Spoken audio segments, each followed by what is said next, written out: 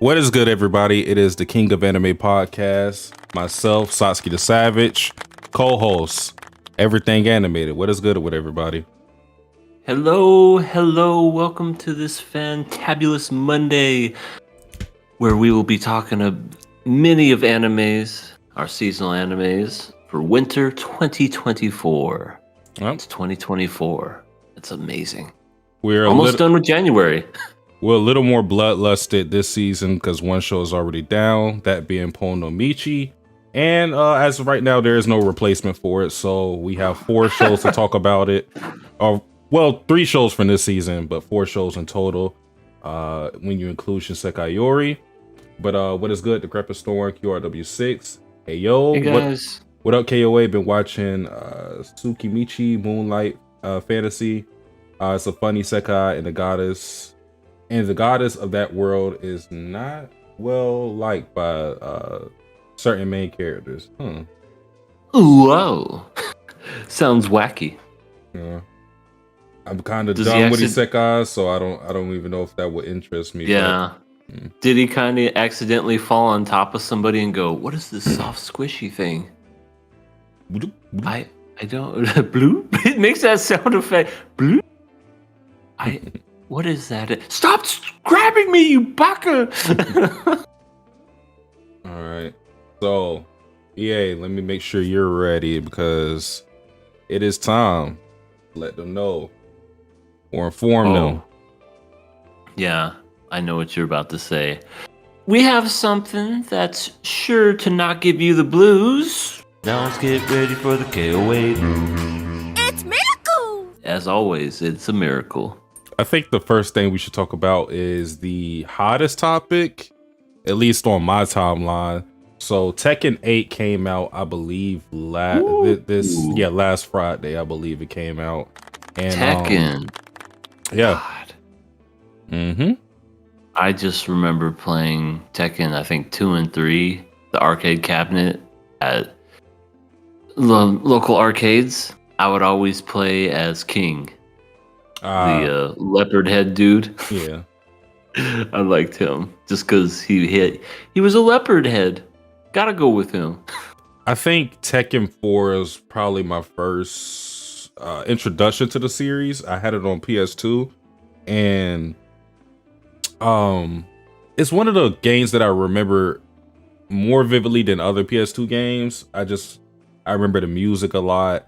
I remember being frustrated fighting Heihachi because he used to kick my ass in that last round in the King of Iron Fist tournament. I believe that's what it's called.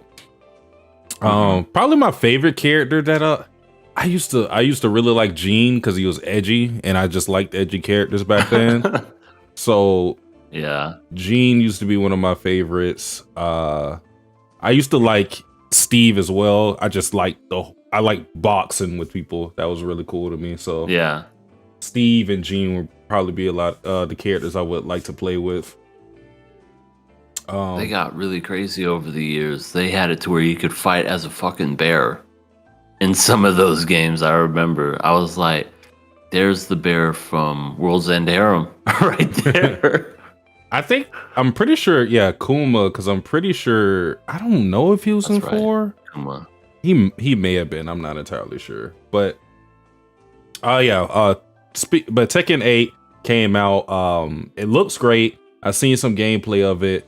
The story looks pretty insane from what I've seen. I won't spoil anybody on anything, but yeah, it just looks great. But the fun thing that's been coming with what people have been posting about the game has been the character customizations, because from my understanding of it, you can make alternative versions of already set characters. So I've seen those. Yeah, there have been variants of a whole bunch of different characters, and they have gone pretty crazy with them. I've seen like so many like parody of anime characters. Today I see Yori.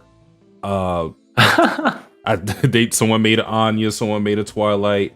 That's funny. Yeah, someone made a 2B, I believe. It's been going crazy. I've seen 2B. I've seen Luffy. I've seen Goku. There was one. Maybe it was just Luffy. Like, Luffy was very detailed and it was very nice. But I thought that was pretty neat. That's a nice little feature. I think Tekken 8 is going to be pretty high up there with some fans. I know I'm a fan of Tekken. I like fighting games. Tekken, Mortal Kombat, Street Fighter. You know, hit or miss with it. But definitely, I think this one's going to be a good one. It's going to be a must-have for the fans, for sure. Yeah. It's making me want to play it, and I don't even play fighting games like that. Yeah.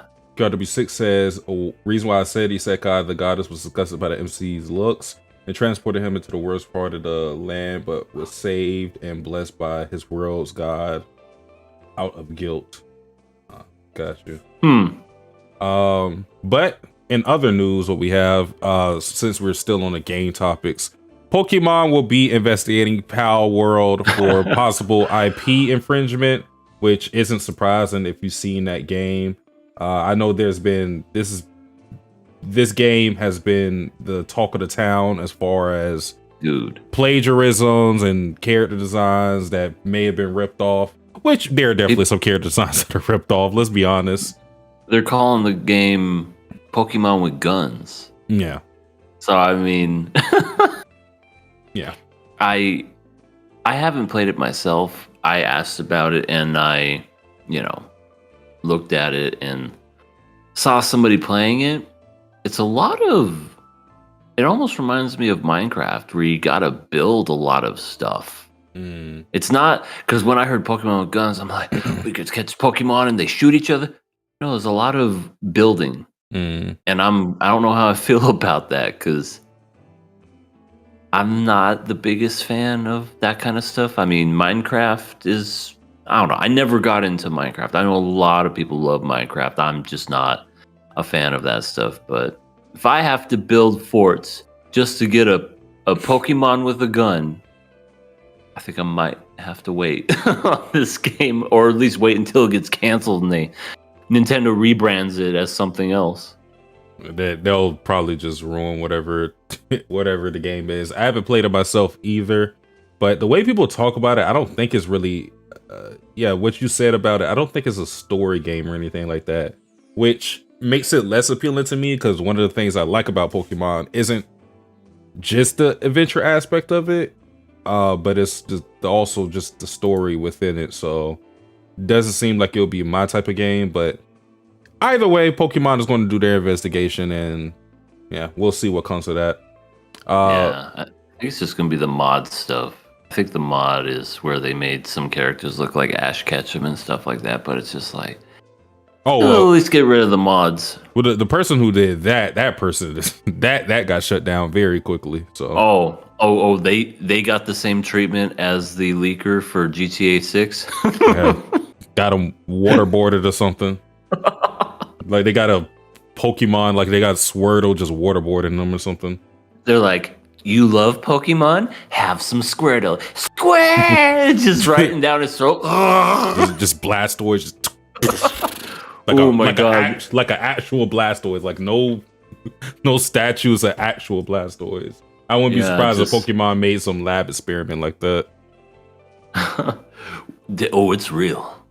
We're going to the next level where we're making real Pokemon. Yeah. But last bit of news is Oshinoko getting a live action film on Amazon Prime, and this is going to be globally. Wow. Yeah. I mean, that series does seem like it would do well as a live action. To be honest, it's probably one of the best animated Oh wait, why is it showing? Oh, okay, there we go. It's probably one of the best anime to do a live action for. We always have this discussion as far as like what would be a good live action anime. Oshinoko would work because of it already being grounded in realism to some degree. I think a lot of slice of life shows would do well as live actions, but this one too, just because it's a drama too. So a lot of the things that you get live from live action, human emotions and just personal acting, it'll probably do well. I wonder how freaking awkward that scene's gonna be where they're playing baseball and she goes, I'm so glad I did it with you my first time. It's like, we just played catch. Calm down. I wonder about scenes like that. I feel like live action scenes would maybe cut stuff like that out or make it translate better into like realistic stuff. Where it's like, I can just imagine like a realistic setting would be, oh, I'm glad I got to play baseball with you. This was really fun. We should do it again next time. Yeah, totally. Yeah. It's a normal conversation. Yeah, because there are some things that are just anime funny and not actually funny. Right. Right, instead of just sweat coming off you, just going, oh, I'm so glad I got to do this with you. Girl, calm down. All right, so that is it for KOA news, unless you had anything. Yeah. The only thing I know is it's a video game too. It came out the same day as Tekken 8, and that's the Suicide Squad. Oh. That I was looking forward to that one for years because it's made by Rocksteady, the same people that did the Arkham trilogy with Batman. They make really good games. I love Arkham Asylum, love Arkham City. Arkham Knight's pretty good too.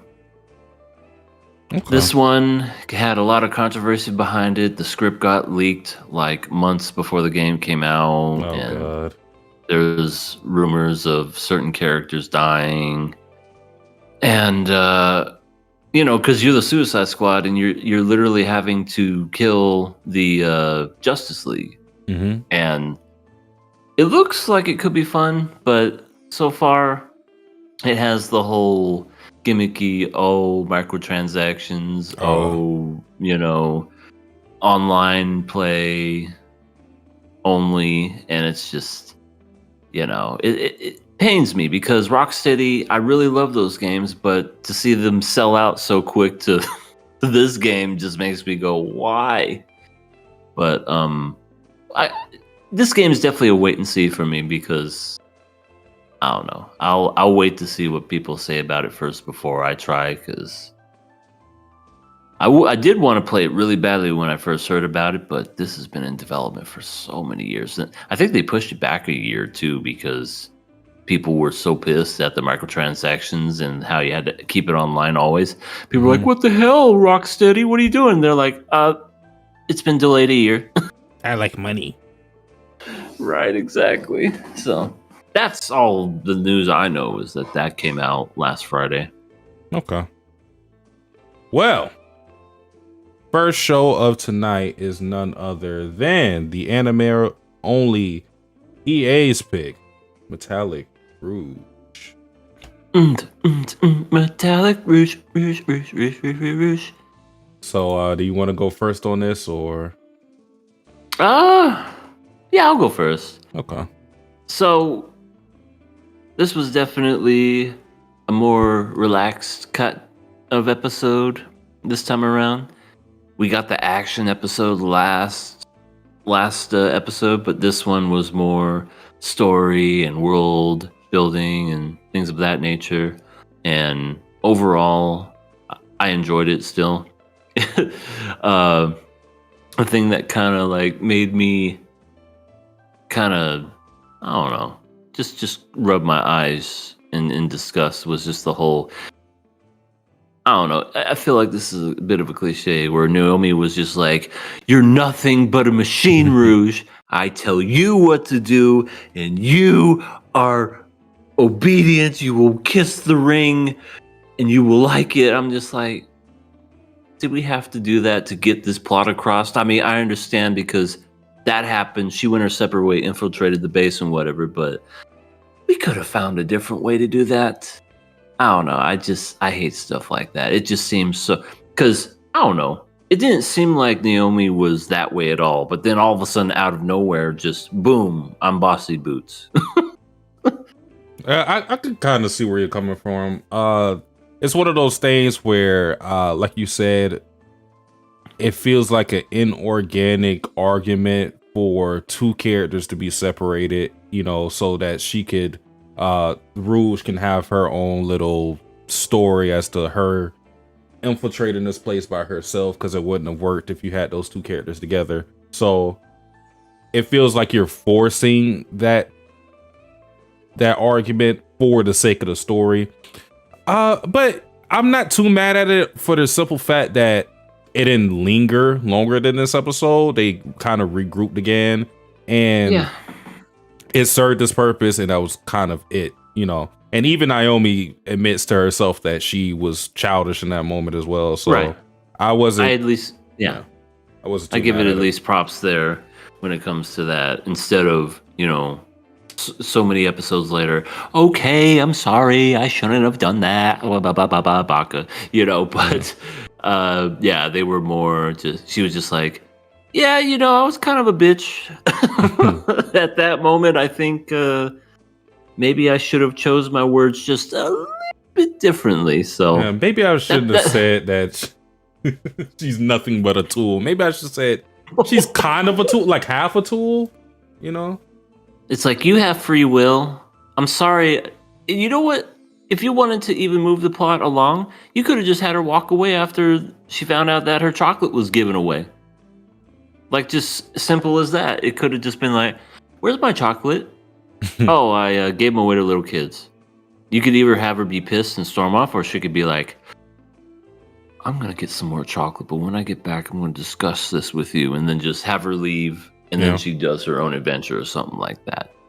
Like I said, I just a little gripe for me, because how many shows have we seen that where it just seems so unnecessarily just demoralizing, and it just, I don't know, didn't really feel like it. I mean, maybe if this was her character all along, but I just didn't feel like that was her character. But it's neither here nor there. It is what it is. But yeah, we found out more about the Neens. The robots. Yeah. I think you kind of hit the nail on the head about them making a revolution and it becoming Detroit Become Human. Well, with a story like this, I mean, that's a foregone conclusion. I mean, you're not going to have, like the Decrepit Storm said in the chat, I think I've seen this one before. Always goes well when you tell the robot what to do. Whenever you have a hierarchy where you have any species, that doesn't even have to be robots or whatever, but any species that, for all intents and purposes, has like the similar intelligence to humans, and humans demean them, displace them, and mistreat them, you're going to have a revolution brewing in some corner of the world. Because, like I said, if they have the same intelligence or even more, then they will understand that we're doing all of this stuff for humans. Where's our rights? And they're gonna uprise. As simple as that. Mm-hmm. So yeah, so we were introduced to that group, a couple of different groups, but this group was called Alter, and we didn't see any of them, or so we think, because I'm pretty sure they show one of the members, that mysterious guy with the brown hat, I believe. Yeah, but they're called Alter. They're a rebel Neen group, and they use violence against humans. Now, we don't know if they can act violently towards humans because they don't have that order within them, or if they do it in a indirect way. We don't know how they function, but that group exists. And then we had the other group in this episode that we're introduced to, the CFN, the Council of Free Neens. And from what we've seen of this city, they're a whole bunch of war veteran Neens who are kind of just sit here almost just to die, really. Mm-hmm. And that's really it. So they're free, but they're free because I guess it seems like they outlived their usefulness. Right. And poor things, they have to constantly get those injections, and if they don't, then honestly, it's just they're living on borrowed time at that point. Yeah. Just like we saw one of them end that way. We saw a couple, but the one girl, she was convulsing, then she got the shot. It's just like, I'm all better, thank you so much. And then later on, she just ended up dying anyway. I'm like, oh, yeah, poor thing. the hot Afro lady. Yeah, she did have a hot Afro. Mm. But yeah, she passed. She passed. She lived past her time. And she said something interesting. She said she only knew like 3 different places that was the battlefield, this place, and something else. Which, and she also talked about how like she's been fighting wars since she was a baby, Which obviously she wouldn't be a normal like a actual baby, I don't think. Right. But She'd probably look exactly the same, but just be like, I don't know, a week old. Yeah. But that just shows you how much disregard humans have for needs because they're putting them to work immediately. I think the biggest piece of world building that we got in this episode regarding the mistreatment of needs was when the doctor, I believe, talked about the Venus plan, which this whole plan, what it does is it employs needs for the intents of them cultivating that planet and making it inhabitable for humans. And they showed the little scene of Venus, and it's like lava everywhere. It looks like some weird ass Dragon Ball Z stage. It looks like Namek after Frieza blew it up. Yeah. Yeah, it did have remnants of that. It's like, oh no, Frieza's been through here but didn't use his full power. Yeah, they're like, take Planet Namek back. So they're just falling through the pitfalls for the sake of humans to walk all over their corpses. So that's what we get with that plan. And we're just getting build up to the inevitable civil war that's going to happen with the Neens and humans. It's going to happen.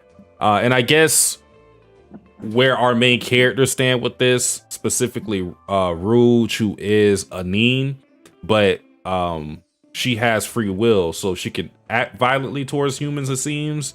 And yeah, she's different because I'm pretty sure she's built to kill Neens. We already saw the 9 immortal members, where she already took care of one of them, that being Sarah. And that's also another thing. Sarah's death is pretty much confirmed because remember episode 1, we weren't really sure if she was dead or not. Yeah, we're like, oh, she could have went on a vacation in Tahiti. Yeah, Malaysia. Nope. Yeah, that didn't happen. Yeah, because at the beginning of the episode, some creepy guy playing a piano. His name was Youngheart. He named 3 names. He said Neas, Achilles, and Viola. And Viola is the character that she was using the name Sarah, but Viola's, I guess, the code name or whatever. But right, he said 9 immortal 9 members, and then he was like, I guess it's 6 now. So she's confirmed dead, and apparently there's 2 more that already died at some point. We don't know, but there's like 9 of them, didn't she say, or 7? They're like, I feel like when Sarah dies, she's like, I'm one of 7. There are others, and you will fight them. Yeah. So yeah, they're already gone. What is good, Sababu? Hello. Yeah. Yeah, they're free. Quotation marks. Yeah. They're like I said, it's kind of just like they outlive their usefulness, it seems, or they just feel like they don't. It's not worth giving them those injections, which we don't know where that comes from. We don't know how finite that resource is. So if they feel that a robot or a Dean doesn't fit its purpose, then they're going to save it for some other robot. So that's how it's going to work. This is not important at all. But you talked about the chocolate scene. Why does chocolate not melt on their planet? It stays perfectly intact on this planet, apparently. I mean, no wonder she was pissed. She's like, do you know how hard I had to fight for this absolutely non-melted chocolate to have you just give it away to 2 kids that didn't deserve it? I was just like, okay, so you've had that chocolate for what, maybe a day or some hours?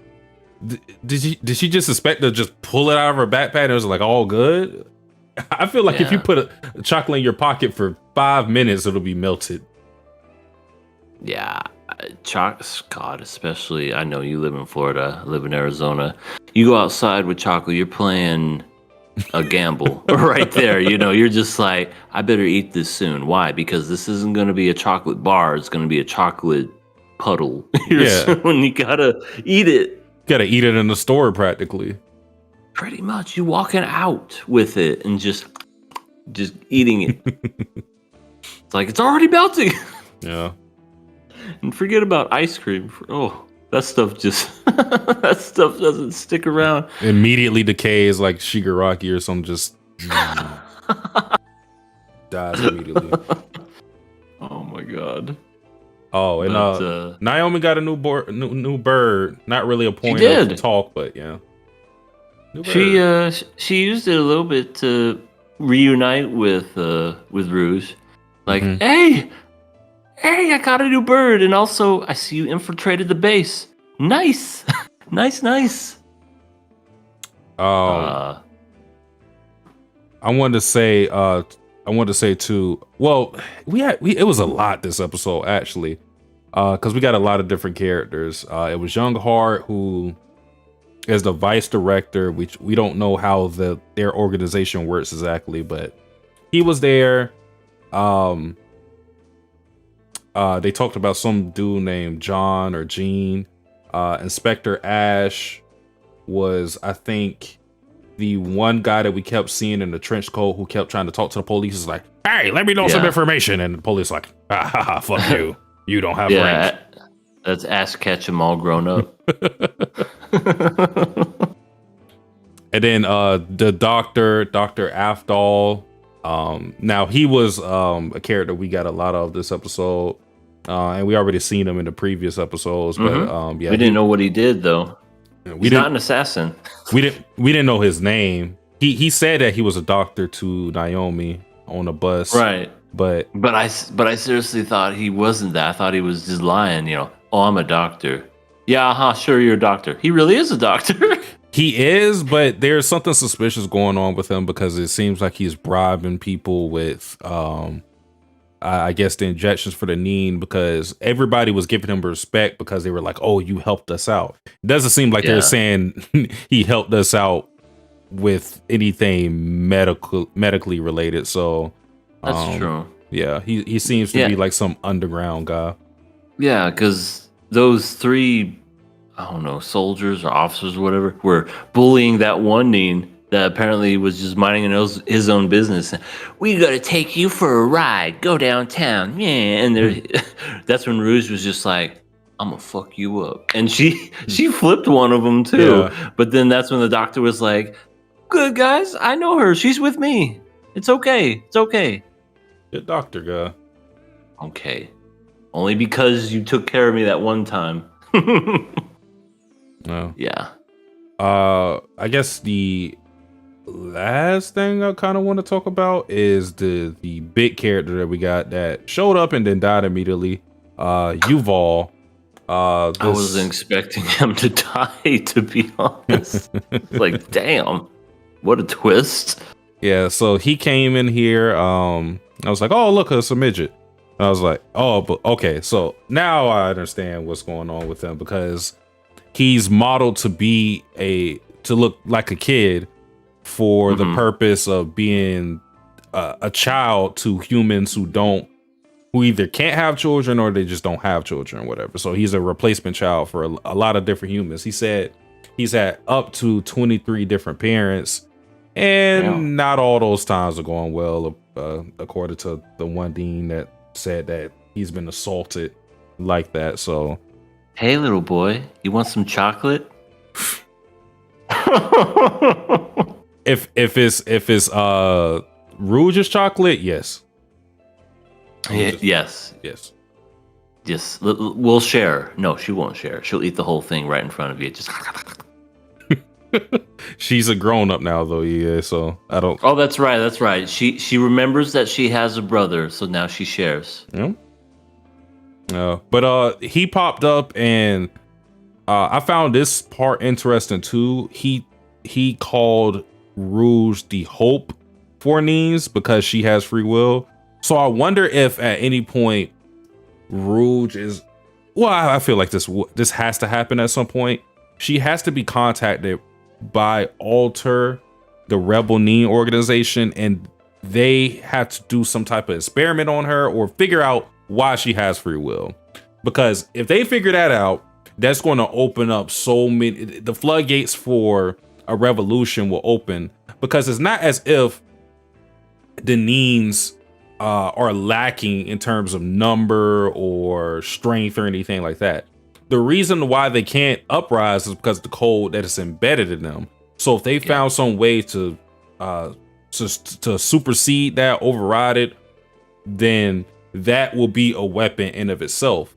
So she is the key to a big revolution for a group like Alter. So I anticipate them meeting, maybe even next episode, depending on what happens, because you've all died, and Naomi, I believe, already suspects that Alter may have set them up for it. So I want to say they tried to set her up because, they were dead. Yuval was dead. Rouge was just like, oh fuck. And then everyone else came in and was just like, what did you do? And she's like, it's not what the anime trope. It's not what it looks like. I can explain. Oh my god, from SpongeBob. I can explain.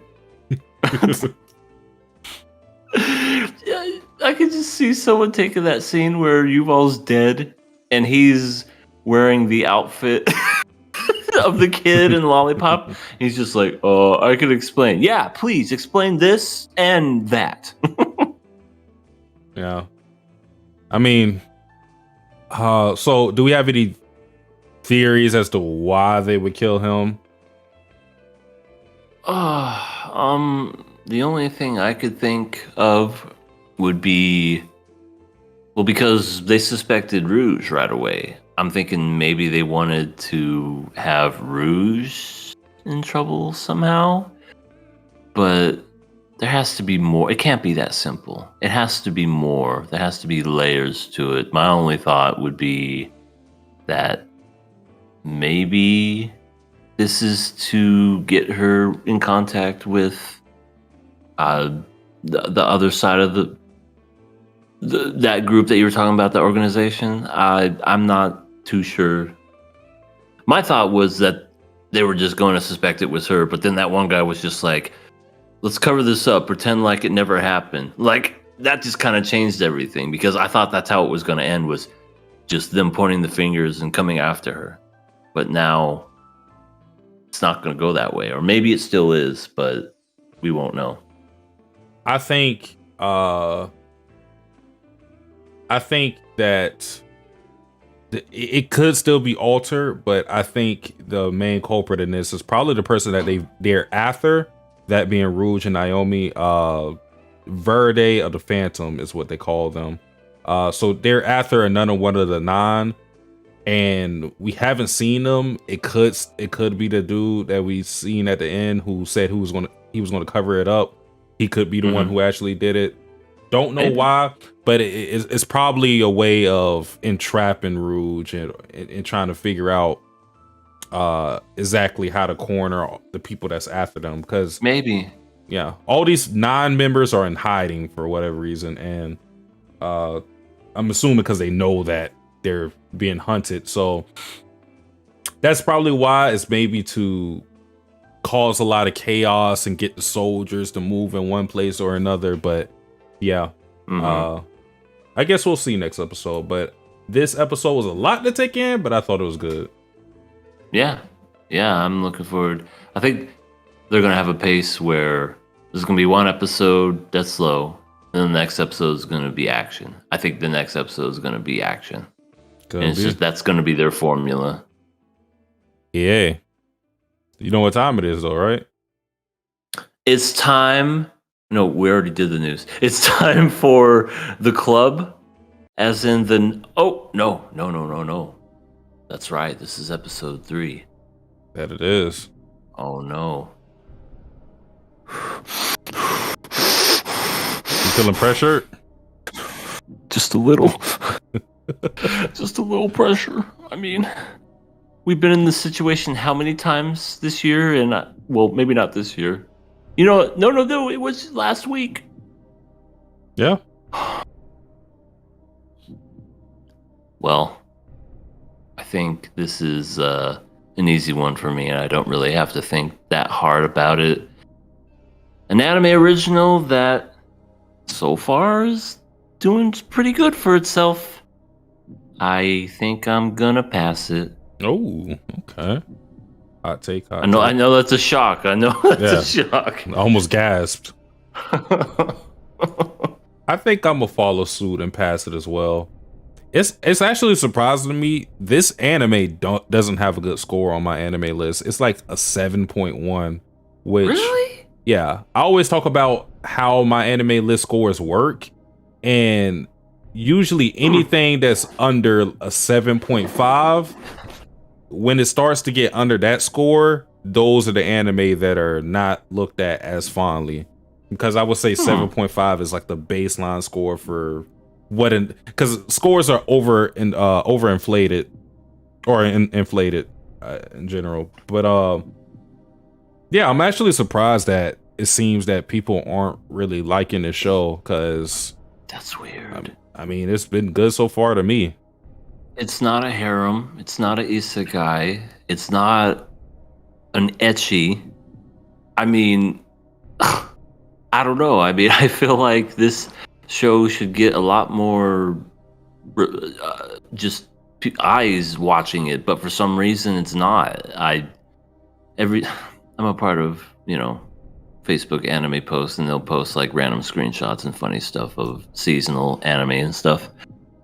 I don't know why I fucking look at it. It's always ecchi stuff and, like harem bullshit. I'm just like, I should unfollow this. But it makes me curious just because it's like it shows what people are into that are into anime, and it's just like, what has anime become? Or maybe it's always been that way. Just like the Moon Man meme. It's always been about ecchi. always has been, Oni-chan. I just don't understand how, like, Vivi, for example, with a sort of similar plot. And I mean, Vivi probably looked better animation wise, but oh sure, that got hyped up to all hell. But this anime seems to not tickle anybody's fancy. But it looks good. The plot's pretty solid. Mm-hmm. The open is really good. I like the ending song. I mean, it has a lot of different things going for it. The character designs are pretty cool too. This is odd. This has been there. Usually whenever I'm on the other side of the fence with anime fans is when they overhype something. It's never really they underrate something this heavily to me. So yeah, this one is a little weird to me, but I mean, maybe they know something we don't. Because remember, there was with Vivi a fucking prediction, and when it came, what was it called? The prophecy of Vivi. That's it. Is there going to be a prophecy of a metallic Rouge? No way. I mean, the person who said the prophecy of Vivi was wrong, so they were wrong. There's that. I don't know how the fuck they even said that to begin with. I have it saved somewhere, but I just remember we were reading the comments like, just wait till episode 5. It gets way better. I'm like, episode 7, no, everything will change. Yeah. How in the fuck did they know? Because it was also an anime original. They just wanted us to keep watching it. I swear that's... Yeah, a lot of people wanted us to keep watching that damn series. Don't kill Vivi, don't kill...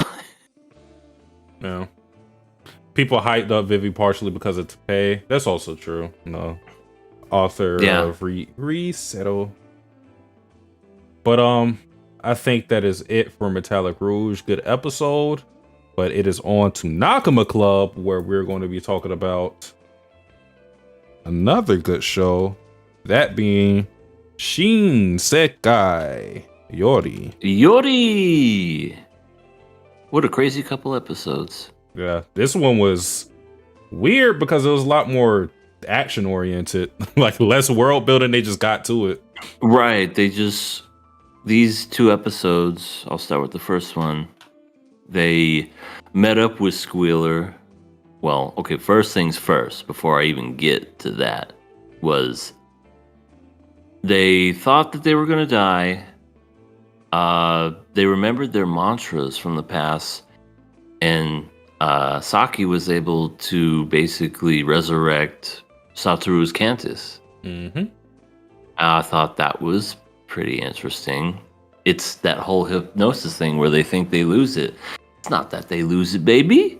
They've always had it. They just think that they lost it. Always had it, Oni-chan. I'm surprised she remembered that whole thing, because I would have fucked that up. I would have been like, Yeah.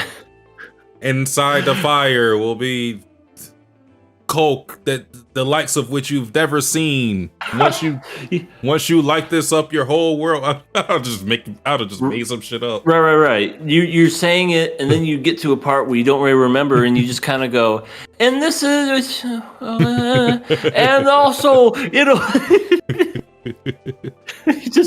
just kind of mouth it, or just kind of like fake it. Just You start speaking in tongues. right. You just hope that comes close to it. And it's like maybe they'll get half their Kansas back or something. Yeah.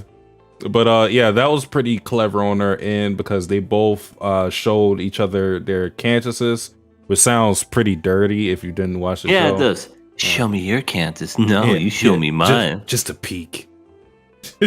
Wow, you got a good Cantus. Even the way they said it too, they were like, what did they say? It was like, I think they said, yeah, yours wasn't too long. Yeah, neither was yours. Yeah. Oh, yeah. I'll show you yours if you show me mine. All right. Do it for a split second. 1, 2, 3. Did you see it? No. Yeah, it wasn't that long. Yeah. Or no, but I can tell it wasn't that long. Oh my god. It really, I didn't even think about it that way until you said that. It does sound like 2 little kids just like, well, guess we gotta show each other our doing stuff. Exploration. Yeah. But yeah, this episode was a pretty crazy start to it, because once Satoru gets his Cantus back, he goes ape shit on the Pharaoh spider colony, and you can see it. What I really like about sometimes just showing facial expressions is, I guess no, this is where I want to go.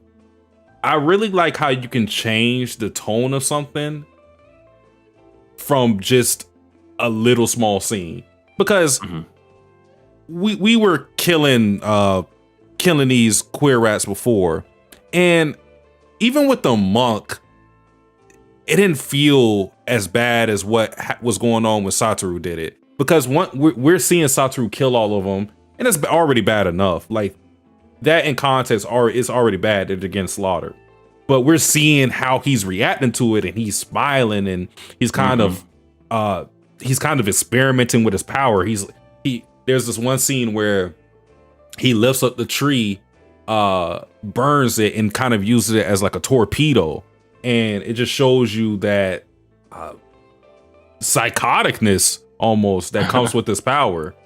And it completely changes the tone of the scene, because it goes from surviving. I think that's how it felt. It felt like a survival thing to an extermination, annihilation for the queer rats. Freaking Satoru's one of those kids that pulls off the legs off of flies and wings and everything else as a little kid. He's like, now let's see you fly now. Poor thing. But I like that too. I also liked Saki just kind of looking in absolute horror. I mean, she knows that they kind of have to get through all this to survive, but at the same time, she's like, "Are you okay, Satoru?" Yeah, I'm fine. Why? Pants Do I and heavy. scare you? No. Yeah. As he's sweating, I think I overdid it. The funny thing is, I was thinking about when they meet up with Squealer and all those other rats later when he was trying to like use his powers, I'm like, he's in this position because he went too hard on the other queer rats. He should have toned it down a bit, but he was like literally a kid in a candy store, just like, I want this, I want this, I want all this, and then just kind of got a literal tummy ache because of the fact that he overdid it. But it shows you it validates the information that we got in the past of, first and foremost, how dangerous a single Cantus user could be and how it came to be that they became the dominant species, because the queer rats they're relative in strength to humans, if not stronger. So the fact that he was able to pretty much neutralize he didn't neutralize the entire army, but any enemy that it came for him, he was able to dispatch easily just by himself. And this is with him getting his powers fresh, relearning his powers again. They are super dangerous, and with this power, we saw a personality change within him because he started to get a lot more arrogant. So you could see how in the past, when people had all of this power, like imagine, because we're fighting these queer rats, right? Mm-hmm. Imagine having that power in just regular human civilization. That's going to give you a different type of, I guess, it creates a whole entirely different power dynamic between you and the rest of society, to where they'll feel like the superior being. So it's not surprising that we've seen what we've seen from him, especially with him being a kid. Yeah. The most dangerous thing in the world, as we can kind of see with a character like Kid Buu or Majin Buu, you can say too, is a kid with power. Yeah. Yeah, very very true. Very, very, very true. I'm almost curious what's going to happen to I guess this is skipping way, way, way ahead, but Satoru now has a taste of his powers. Like, I wonder how that's going to affect him just as a person overall, because we saw what happened to him with just the little power that he had and then used it all up just to survive and get out of that hell. But that's something that I'm sure he's going to just keep secret for now, but maybe when he's out and about, use it more and more, get more powerful. Almost makes you think what could happen to him mentally. Especially if he's the jealous type. Because, Well, they're already kind of screwed because, this is jumping ahead, so I kind of I'll pull back on that a little bit, but we'll revisit that. We'll hold back on that then. That's our bad. But I guess instead we could talk about Squealer and how he was all decked out in his mole rat, or queer rat mole-ish type gear, where he's just ready to fight. He's like, I'm the captain now, ready to fight. But God, is he a horrible leader. He's so terrible. So bad. Just, all right, everybody. Rely heavily on the gods. They will do everything for us. And if they fail, we'll all run away and retreat like cowards. I just like how throughout the entirety of the episode, he keeps like gassing them up by going, but you guys are the gods. This should be easy for you. You should do this with your finger tied behind your back and just doing it with your pinky ring. Yeah, I know. It's like, shut up. Can we gods have a break?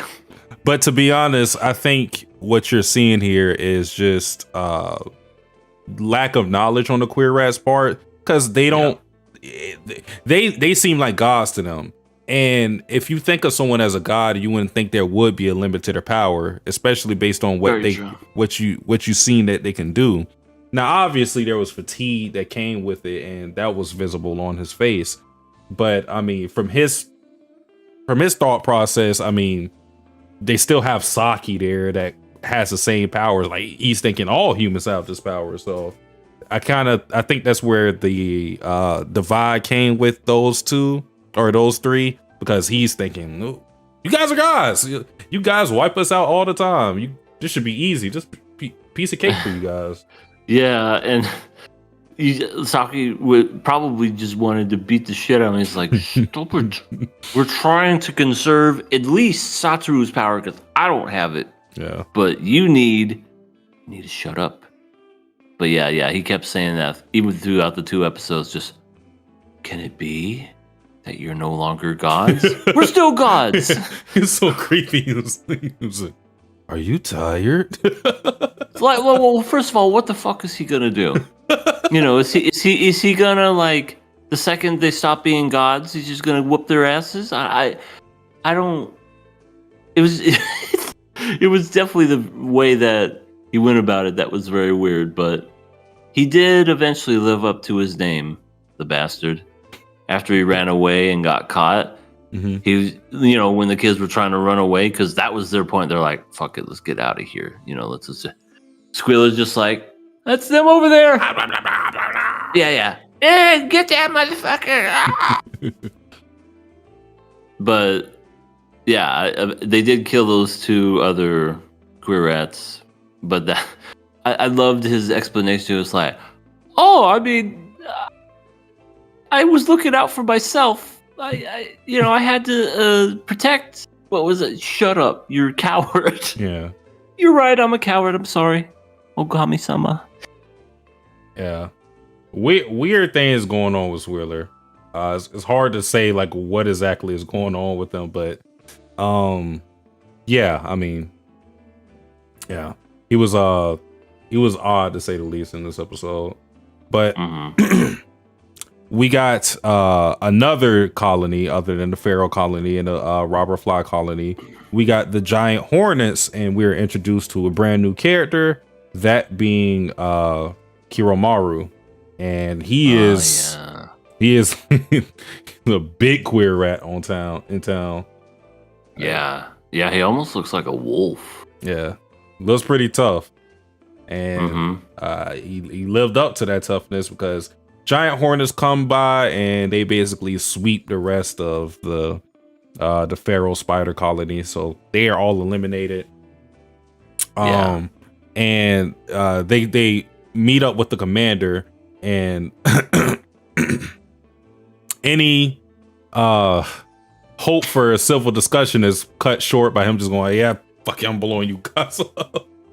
Hey guys, I just want a civil discussion with you. Want to talk peace treaty terms? Well, forget that then. But Satoru saved them yet again with his power, or else they'd be dead. Which, that's where he messed up at. Again, we'll revisit that, but that's where he messed up. That happens, and initially Saki's happy because they've been saved, and now they can kind of just relax and whatnot. But this is where Satoru surprisingly is able to understand the severity of the situation, because he's thinking, yeah, the giant hornets are loyal to humans, but they aren't loyal to us. They are loyal to the adults who make the actual decisions.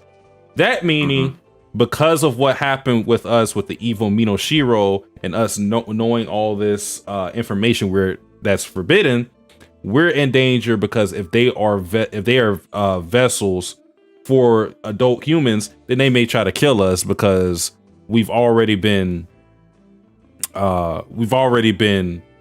taken by the monk, and our Arcantus is sealed.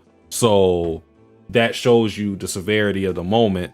So they were paranoid of them being killed by the giant hornet colony, but rightfully so, but it didn't happen, obviously. Yeah, I was surprised because they left in the middle of the night.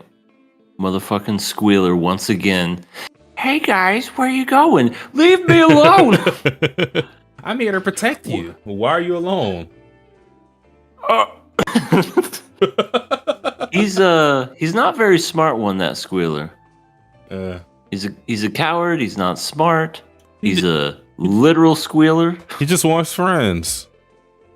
Yeah, he did help them get reunited with the other guys in the group, and it was almost kind of sad seeing him just kind of standing there with those pathetic, sad dog eyes, just kind of going, "Well, I want that."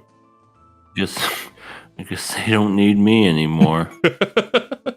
I hope you guys find what you're looking for." And then he just kind of like walks away all somber and sad. I'm like, oh, poor thing.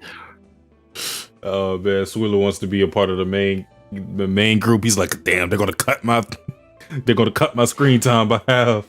He wants to be the fucking mascot. You know, especially Hanna-Barbera cartoons, they always had a fucking mascot. He wanted to be their version of Scooby-Doo. He wanted to be the Scooby-Doo in the group. Yeah. I can have a crazy or catchphrase that everybody likes. Yeah. Squealer. I don't think that's the one.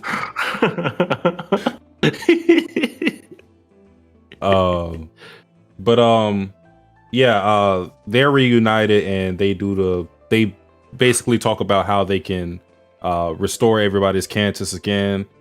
Shun is able to get his back because he had a method of remembering his, so Saki's able to restore his. So Saki and Satoru have their chances back. The rest don't yet, but they can because they have their chances written somewhere. So it's just a matter of the ritual being done to them and they can restore theirs. But the super important part that came at the end of the episode is when they get on that boat and they are initially scared because they see the giant hornet colony and they think they're out to kill them, but they actually give them a lift and they go back to their society. Yeah, and we'll talk about that, but they get to their hometown, city, whatever, and the adults are just sitting there shrouded in the shadows. Right. They're just covered in darkness. It's like, oh, Mom, Dad, you're happy to see me, motherfuckers. It's like when you come home, your curfew was like 9 o'clock. You come home at 11. Oh, shit. Fought that dad just on the couch. Right. In the dark. Then, kids just sneaking through. And then the flipping of the light. Where have you been? Have fun. Have a fun night out. Did we? What time were you supposed to be back home? Well, what time is it? Oh, get your ass to bed. We'll talk about this later. Is that what we're theorizing is going to happen to these kids? They're going to be told to get back to bed? Oh, yeah. Totally. Nothing of any sort is going to happen. They're going to feed them pancakes in the morning. They're going to sing Kumbaya. Gonna be nothing but fun and excitement. And who are we kidding? These kids are fucked. They are probably gonna be in deep shit. The only reason I say that is because I'm assuming, because originally this was supposed to be just a school thing, like a school function. It's probably been a couple days, I'm guessing, maybe 3 at the most. So the parents are worried. They're terrified. Well, and then when they finally see him, it looks like, they're covered, they're shrouded in darkness. Methinks they maybe know what they were up to and what they discovered and what they found with the Minishiro. And I honestly don't know what that means as far as the consequences, because the way that episode ends, and I'm still thinking this is Saki as a grown-up telling this story. She's saying, we thought everything was going to be totally fine when we got back. Boy, were we wrong. And right there tells me something big's going to happen. if we thought something big happened when the Minishiro was basically saying, oh, by the way, Cantus, and this is hundreds of years in the future, blah, blah, blah. We thought that was shocking. All of a sudden, this place is going to turn into, I don't know, some weird cultist type thing is the only thing I can think of, is that they tie these people up and they just start praying, oh, and then just something. No, probably nothing that bad, but there's going to be some consequences for sure. I don't know. I mean, people have ended up being disappeared and everything. I don't know if that's what's going to happen to these kids, and they're going to have to live with that, or maybe a few of them. I don't know. It's a lot of unansweredness and uneasiness, especially with how that last episode ended. I was literally just like, oh my God, what's going to happen? I want to know what happens next. Well, it's a couple of different things. So first, I want to talk about a giant hornet colony. So Satoru suspected that they may end up killing them on the orders of the adults. That didn't end up happening. Do you think that didn't happen because the adults didn't want it to happen? Or do you think it was a decision on the giant colony end? I don't know. If they are loyal to the adults, I would probably have to say it was because the adults said something. I would have to say maybe they knew about it. Maybe they've known about it because of the damn monk. I mean, I know he died and everything, but that's not to say that people didn't find that area and maybe put together what was going on or something. I don't know. But yeah, I think they are alive because the adults said, don't kill them. Let us handle these kids. And that was kind of why they let them go or helped them get across, because Kiromaru was the one that said, this is as far as we go. You know, good luck. Can't go any further than here. Well, I think for that reason, I'm of the belief that they were maybe ordered to kill them. I don't know the severity of the punishment, but I don't think that Kiromaru was supposed to do that, and that's why he said keep it a secret.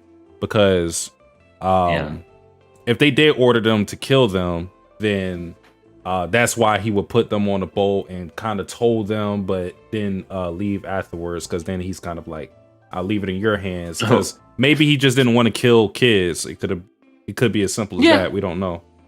Yeah, it could be he has morals. Yeah, absolutely. But I don't know. I mean, to just have a village or have a town just be like, yeah, these kids know, let's just kill them.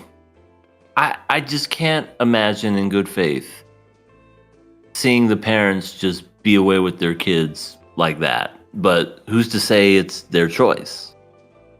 You know, there's so many questions running around than there are answers. And that's why I'm just like, yeah, they could kill him, and maybe the parents have nothing to say. But at the same time, if the parents did know, I would say maybe they would plead with, I don't know, whoever controls the town, the elder or whatever, and please bring our kids back. Let us deal with them, blah, blah, blah, or something.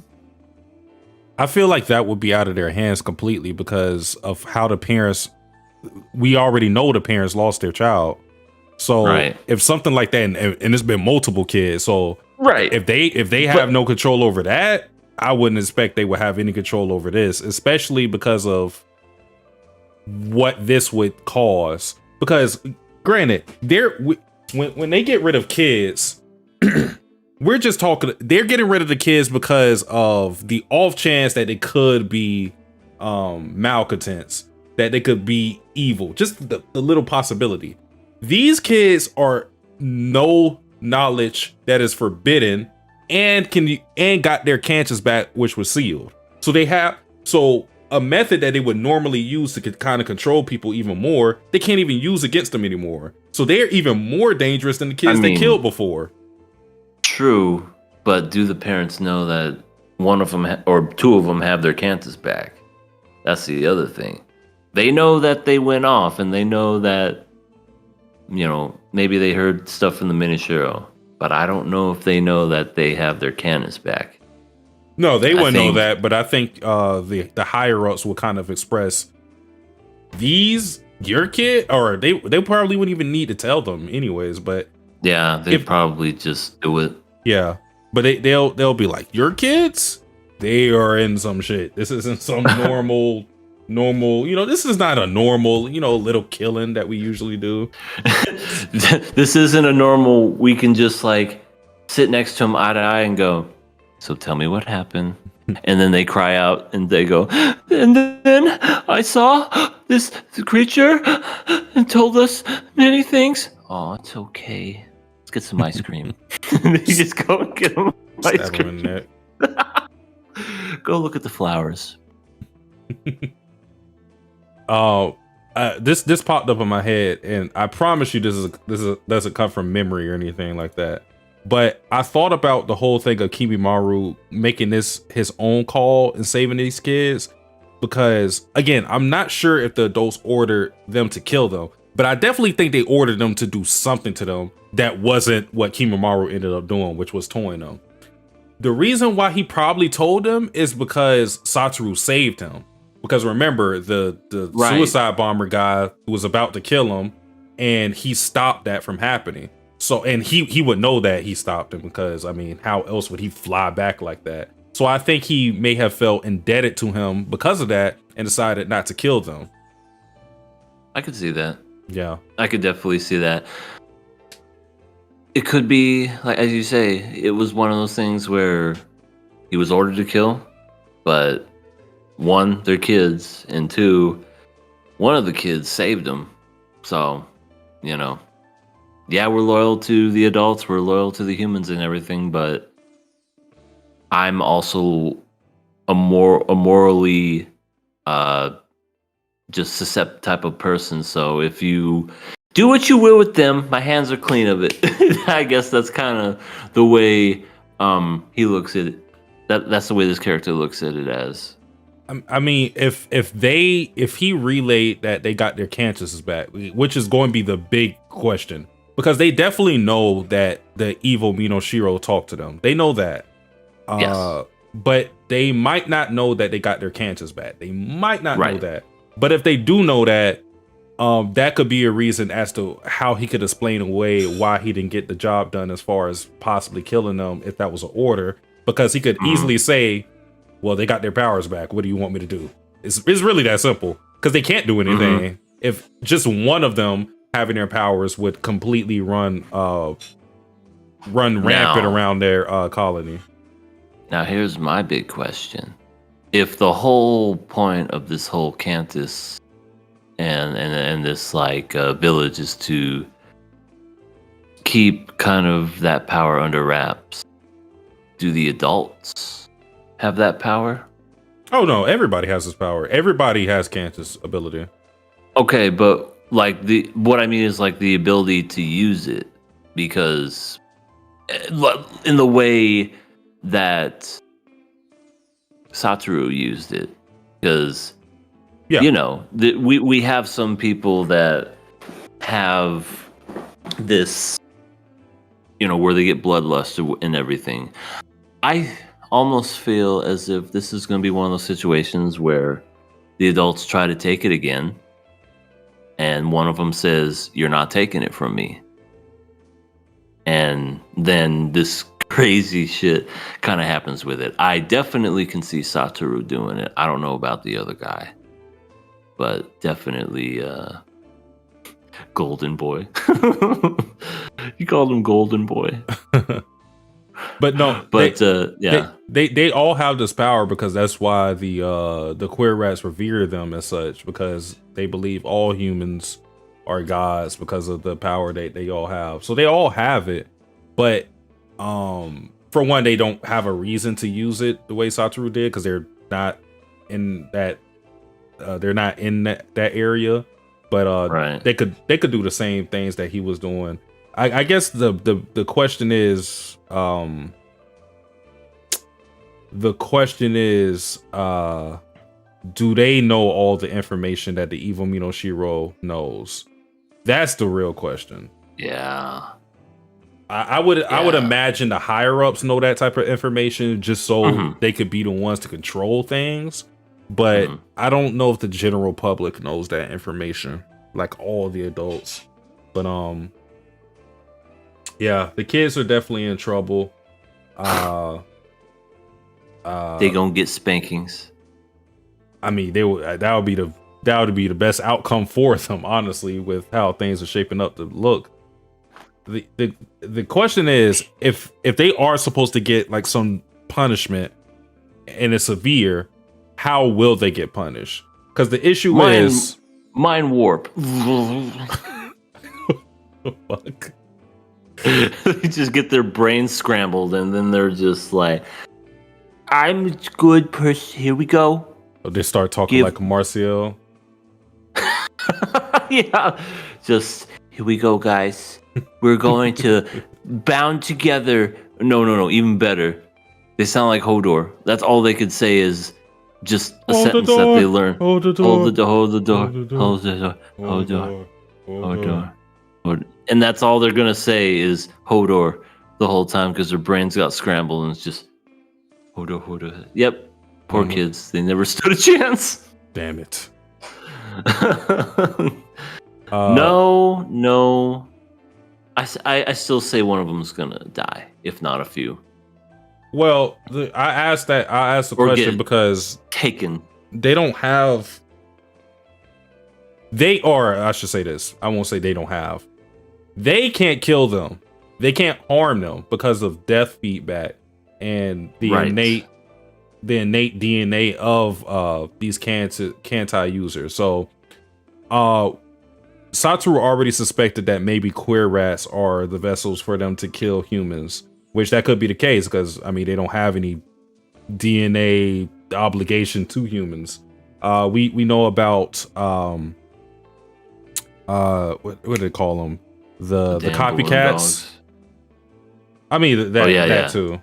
But yeah, they have different creatures or whatever that may be used as tools to kill them. But the issue is this is not the same case as it was with naive children that they may have culled before. These kids know and already are suspicious of the adults, plus they have their powers. So you can't seal their powers like you did with other children that may have worked with other kids, but it's not going to work here. And you can't just trick them the way you may have did with other kids because they're already suspicious of you, whereas other kids may not have been suspicious. Like if someone says, hey, they just have the principal like, oh, come to the principal's office. They'll just do it and then they'll probably have a queer rat stab them on the back or something. Easy.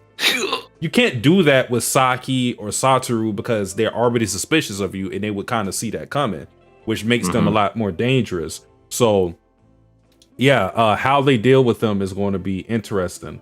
But very interesting. Did you see the preview for the episode?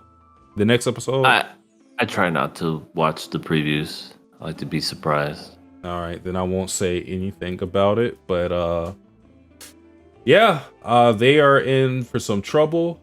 But I guess we will see what will happen to them. And make it double. Jesse. James.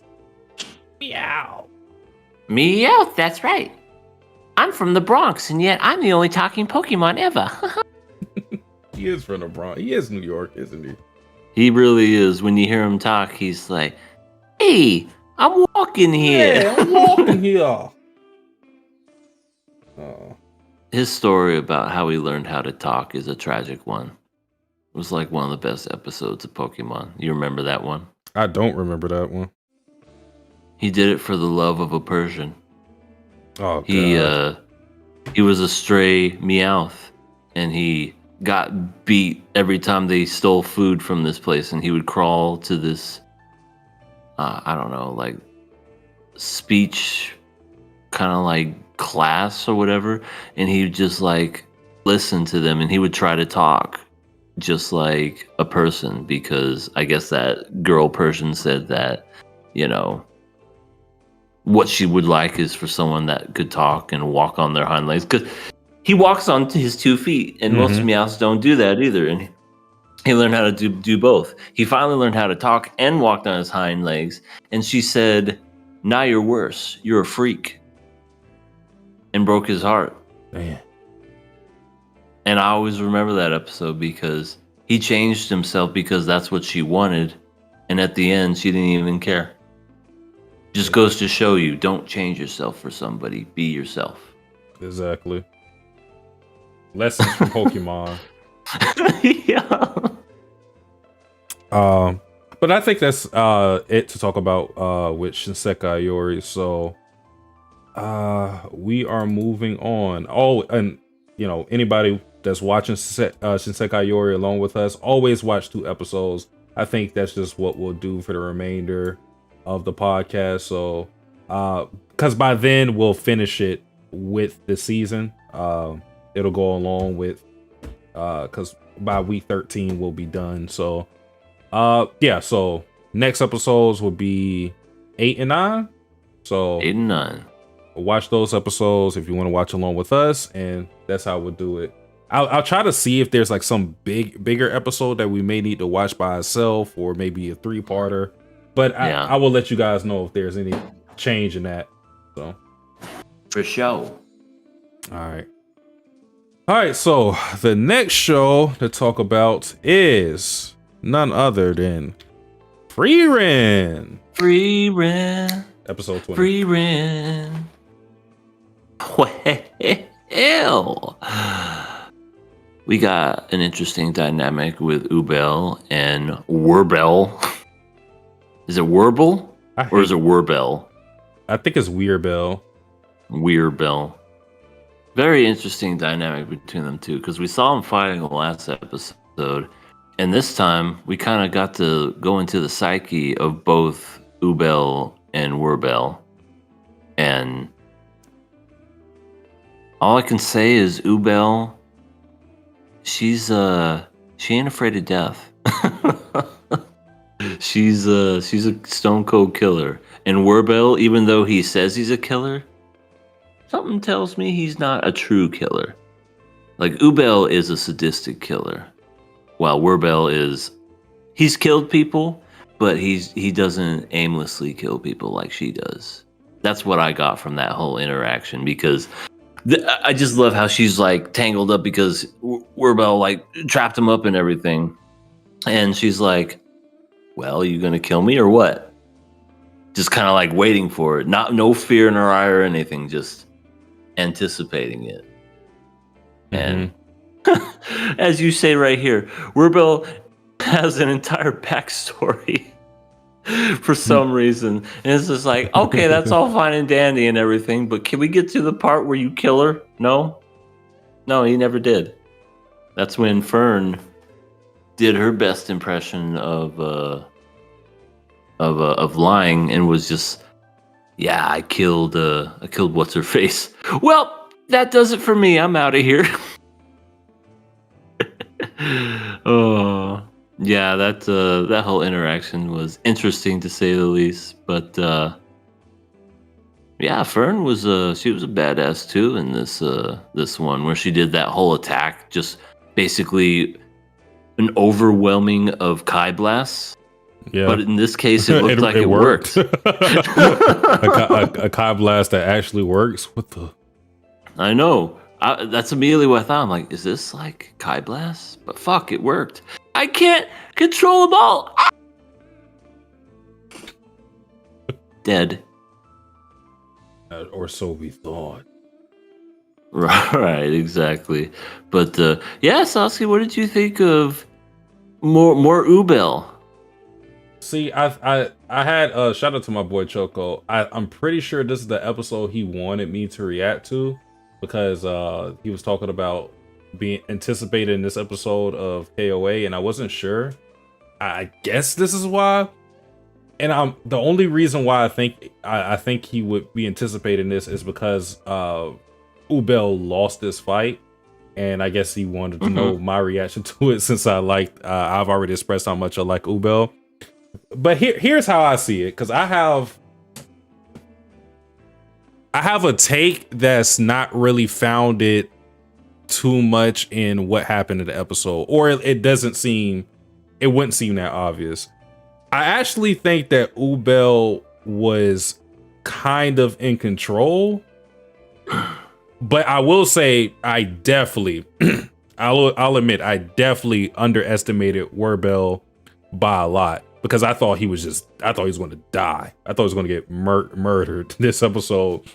Werbel is way stronger than I thought. Just from him being able to use that spell, I wrote the name of it. It is Sorganel, the same spell Restrictor. the same spell that Frieren used to capture one of the steles. So, he can use it, which I don't know if that's just his version of it or whatever, but if he can see the body of someone, he has to see the whole body of someone, and he's able to use it. So and that seems like a very powerful spell, and in general he just seems like a competent warrior. I'm pretty sure he was a second class mage, I'm pretty sure he was a second class mage, and he's the leader of the group for a reason. They even kind of gave a parallel to him and Frieren, from him carrying E-Ray on his back and then floating his other party member in the air. So they already kind of gave him a parallel to that party from him doing that. So he's way stronger than I thought. Underestimated him for sure. But when it comes to Ubel, listen, to the Ubel unit, all my Ubel fans, I know this episode wasn't too flattering for her in terms of the power, the power that she has, but I actually think there was some good things in this episode for her. You already said it, EA. She was pretty much collected throughout the whole fight, even when things looked to her disadvantage. Now, the question is, do you think that she's like that because she's just unflappable in the face of death? Which that could be the case either way. Or do you think she's more like that because she has something hidden that she hasn't used? I think it's both. Yeah, I think so too. I think she showed no fear whatsoever this whole fight. Even being tied up, I think twice. Like just absolutely just didn't care whatsoever. Because the first time she was tied up, she got the jump on him and went for the eyes, but then she got caught again. And then when you thought, oh, he's gonna take her out, that's when the whole mind games were going. The whole, well, we're waiting.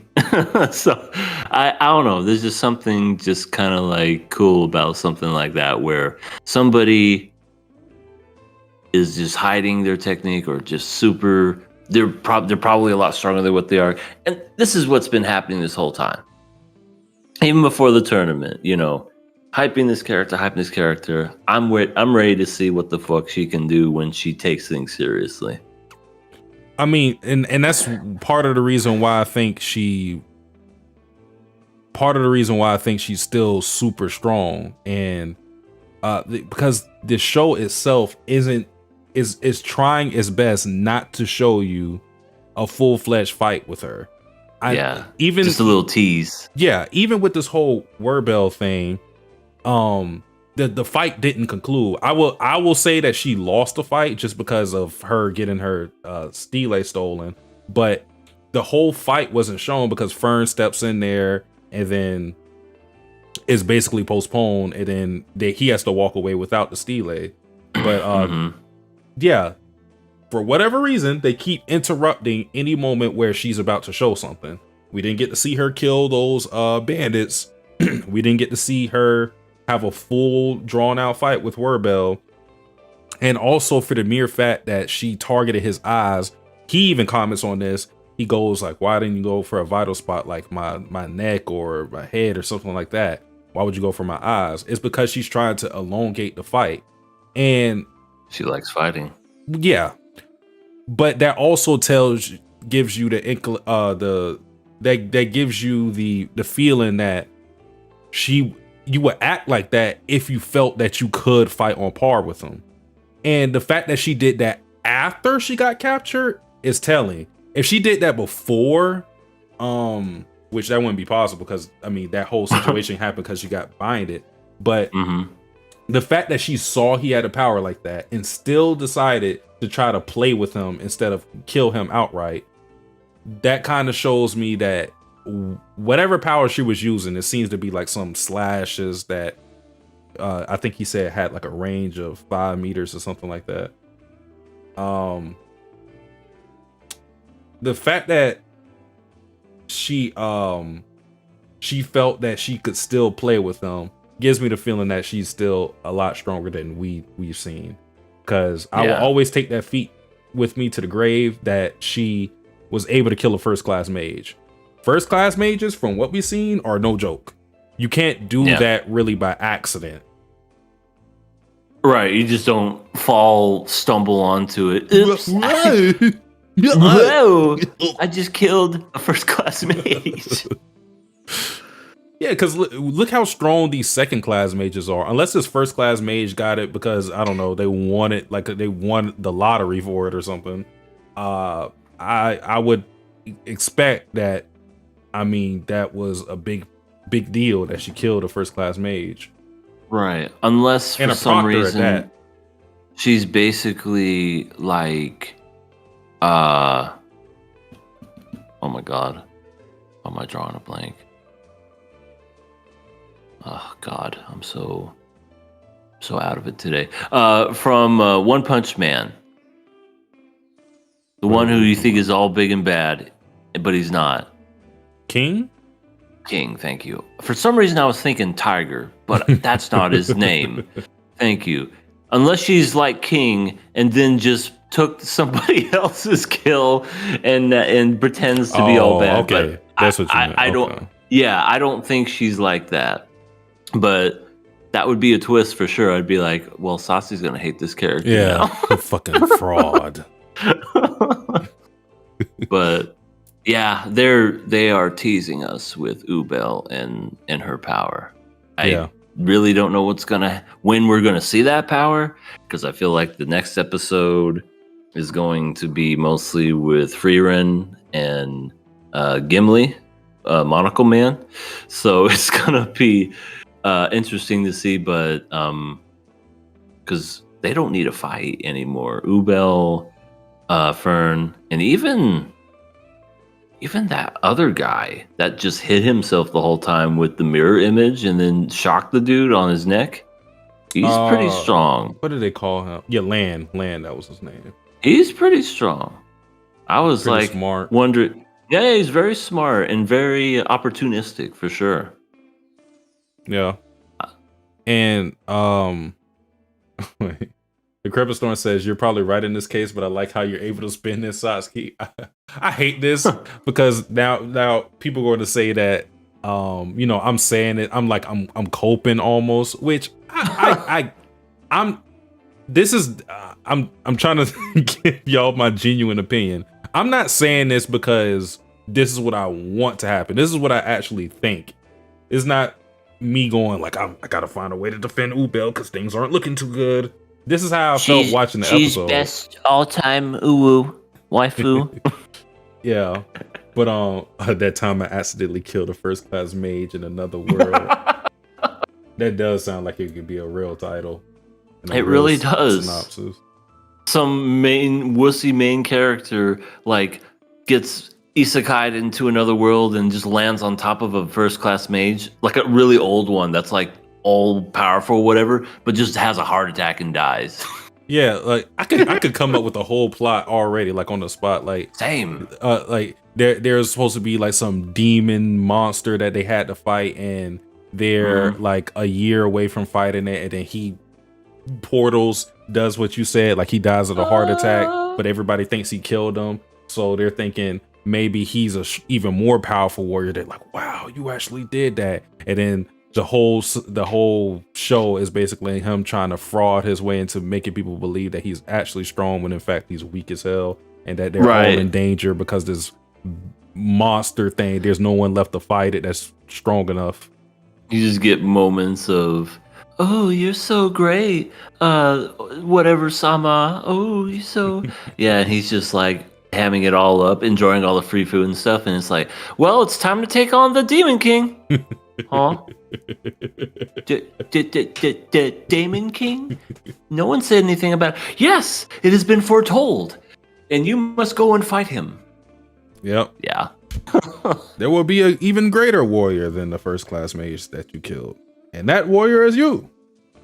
Yeah, exactly. I could so see that, but now that we got Ubel and her group out of the way, we got Frieren and her group against people Dinkin. that I want to say Dinkin and his group they don't look like pushovers. They look pretty strong. Yeah, they look pretty solid. The guy that was with them, I didn't write his name down, but he's going to occupy Luine and what's the other girl's name? Luine and Kane. Where she seems competent enough, but those two have good teamwork, so maybe they could surprise us. But I don't know. That guy seemed pretty sure of himself. He wanted to kill them. Yeah. And Dinkin, I'm like, yeesh.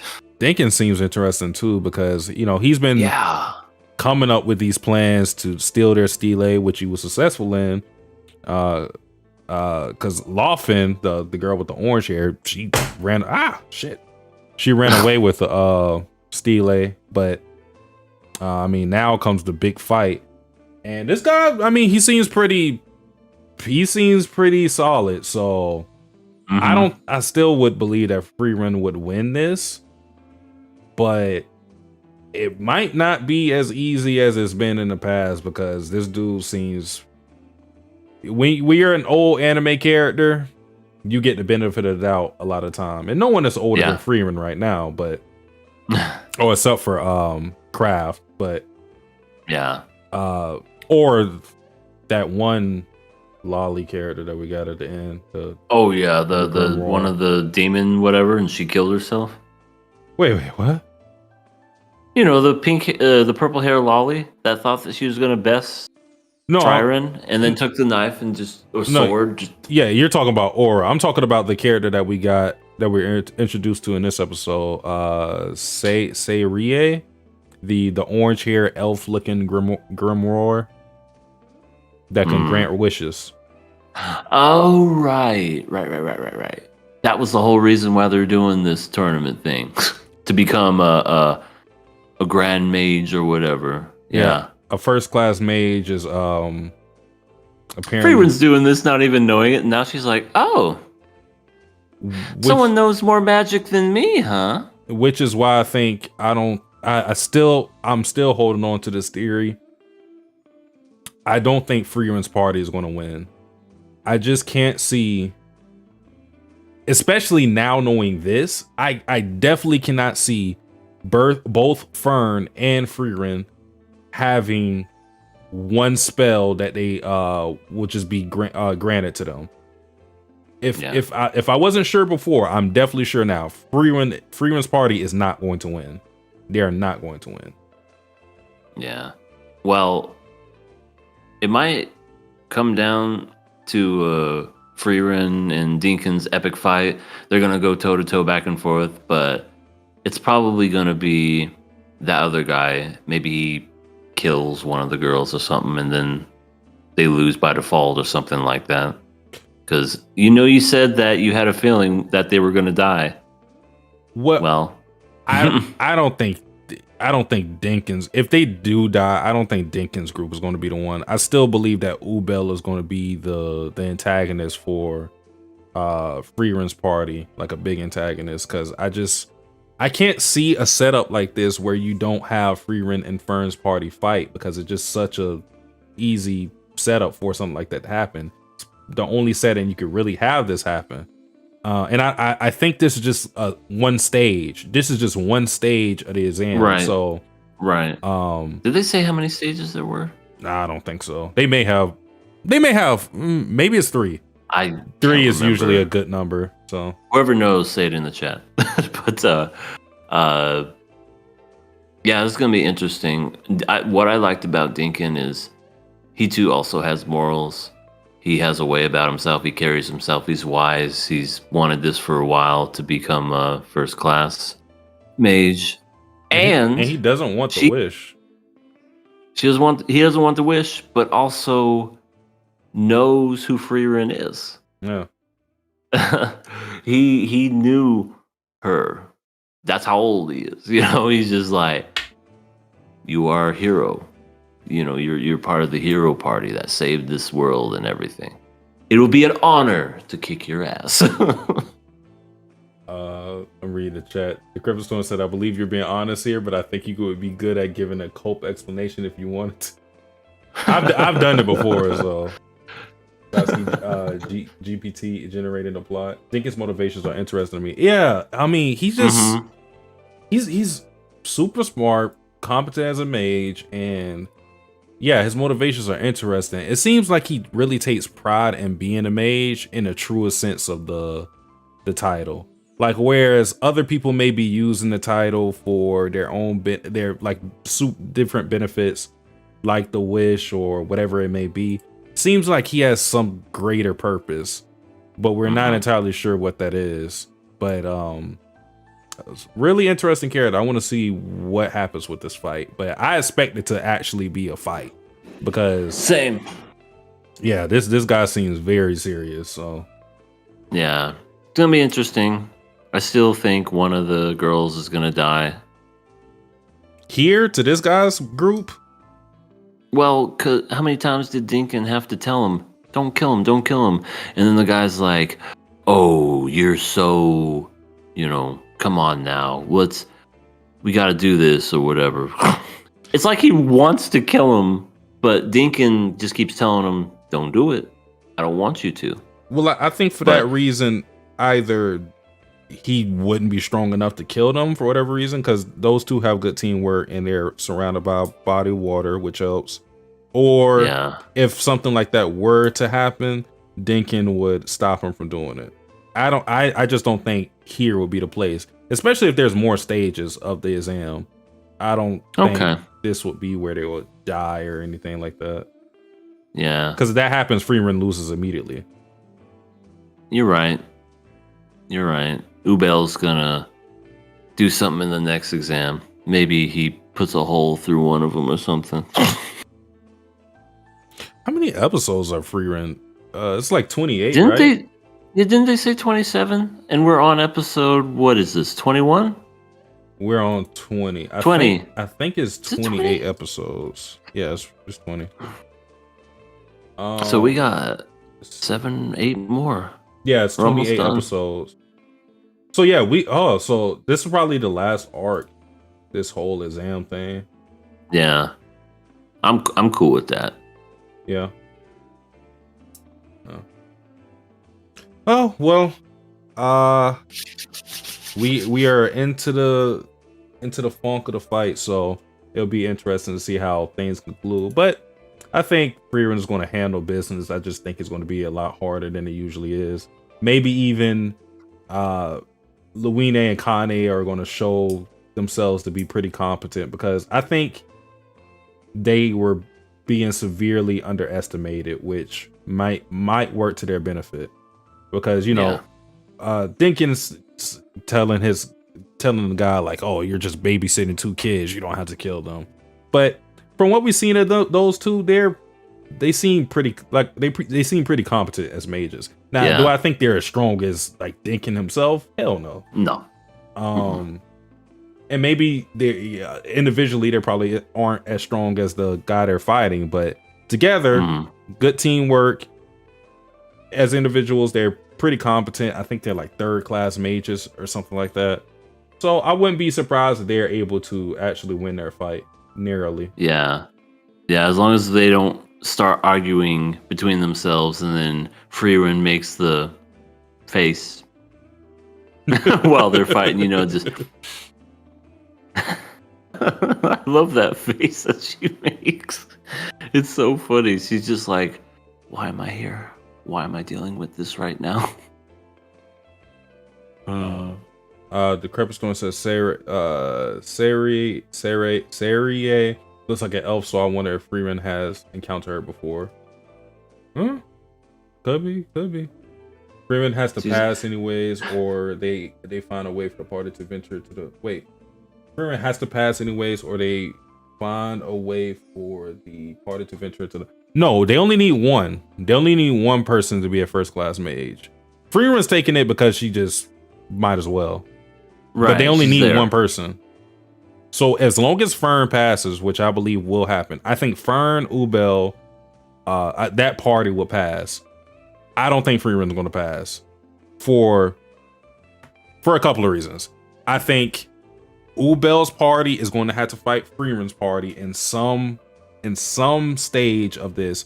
I just cannot see you splitting up your main cast with Frieren on one side and Fern on the other without those two clashing at some point. I feel like that would be a wasted opportunity if that doesn't happen. 2, they only need one person to be a first class mage to venture out to the northern plains. And 3, because we now know that first class mages get a free spell, essentially, like any spell that they want will be they'll get to learn from this grimoire. I feel that it will be overkill for Frieren to know one and Fern to know one. That's just how. So I think Frieren's going to lose. It's going to come to a shock to us because we're thinking like Frieren's super strong, but it'll probably happen because of the sum of the parts with Luine and Kane faltering. Or, I mean, a bigger shock would be if Frieren loses herself, which I've also said this theory. I think Ubel may actually beat Frieren if they were to fight, just because she's already talked about how she's lost to people with mana pools lower than her own. So I wouldn't be surprised if that happened. Yeah. It's going to be interesting for sure. Yeah. All right. Speaking of interesting, we move on to well, there we go. Delicious in Dungeon, episode 4, Stewed Cabbage and Orcs. So what is the temperature on this episode? Was that a pun because this is a show about cooking? A little bit. I'll say this, because essentially this episode was 2 parts. The first part with the golems and the vegetables and the fertilizer, it was a joke that I knew was coming. I knew it was a joke that was coming thousands of miles away. Yeah. Because of the fact that they were like, "Oh, I fertilized them." What is fertilizer? It is feces, of course. So how's he gonna make it? With his own feces. That whole thing was nothing more than just a poop joke. That's how I looked at it. Yeah. The second half with the orcs was probably the best episode. And the only reason I say that is because this is the first time it's actually felt like a fantasy setting, mixing with the food, but also showing maybe a little bit of world building and also dealing with other species and races. You know, in this case, the orcs and the elves kind of like not liking each other and understanding why orcs were driven underground and how they started fighting one another.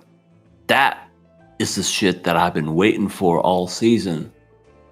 I love that stuff when they were talking about it, but when it came to, and I get it, this is going to be a series where I'm not going to expect all that much because at the end of the day, it's going to be about cooking dungeon food.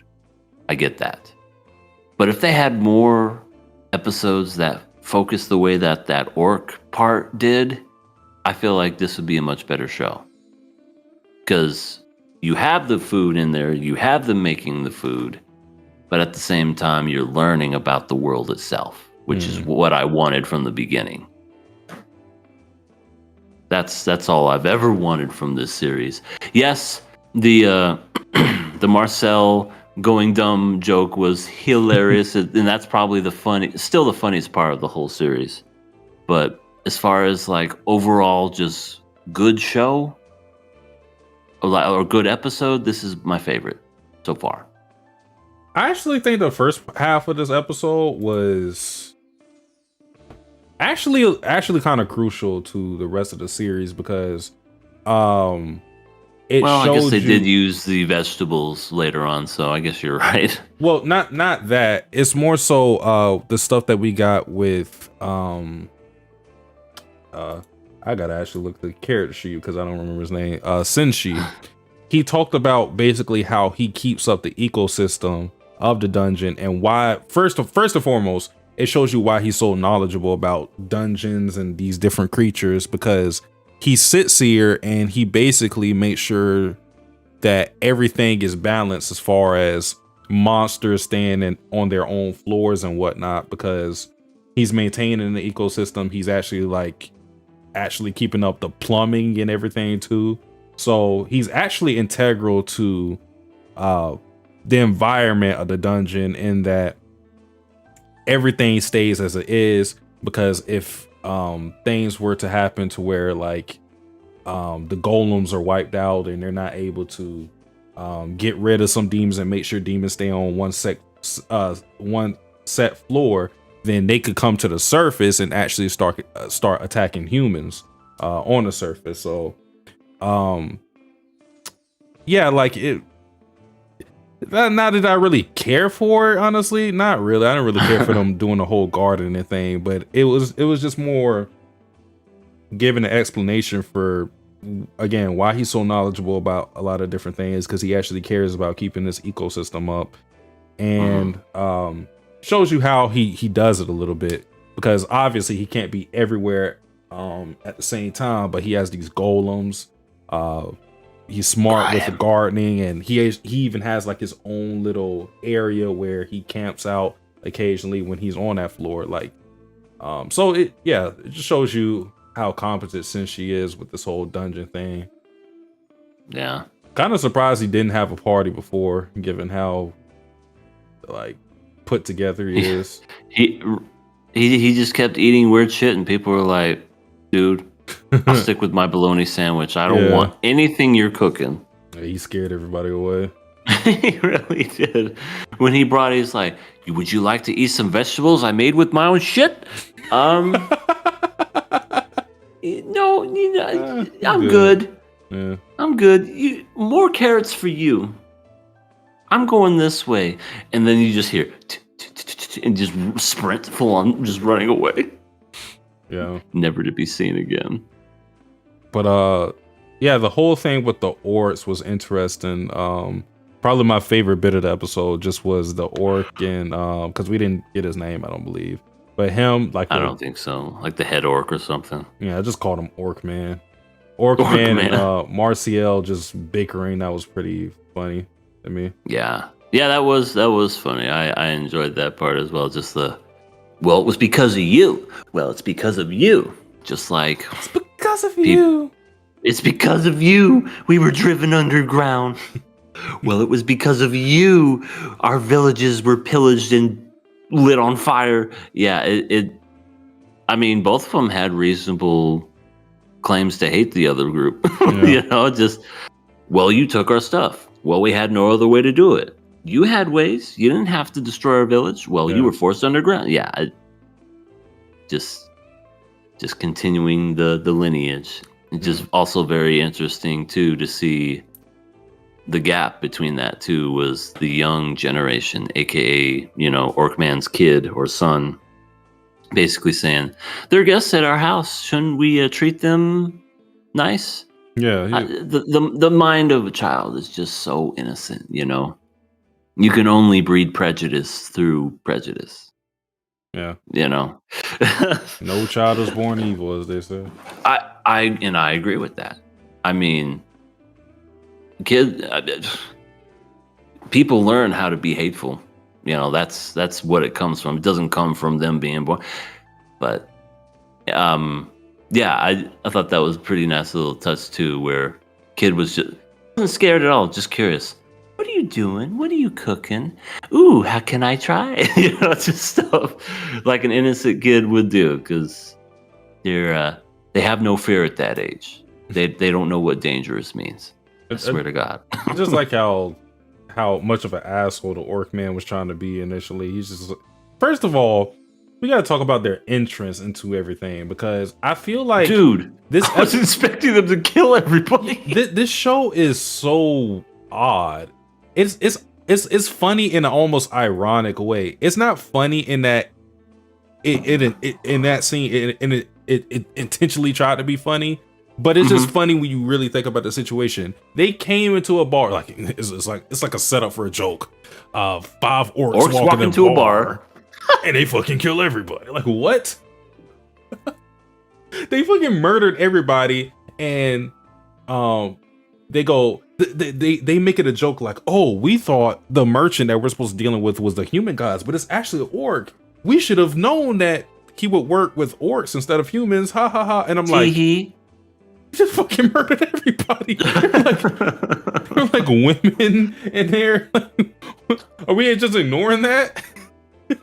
They're still bleeding. There's some bodies twitching in the corner over there, and we're making jokes. Like, there were unarmed people there. They just murdered everybody, and they're just kind of treating like, oh well.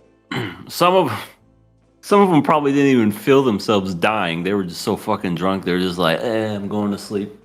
Oh my God. Yeah, they just, that's their entrance, just them murdering all humans in the vicinity. I'll admit, they sure know how to make an entrance. Yeah.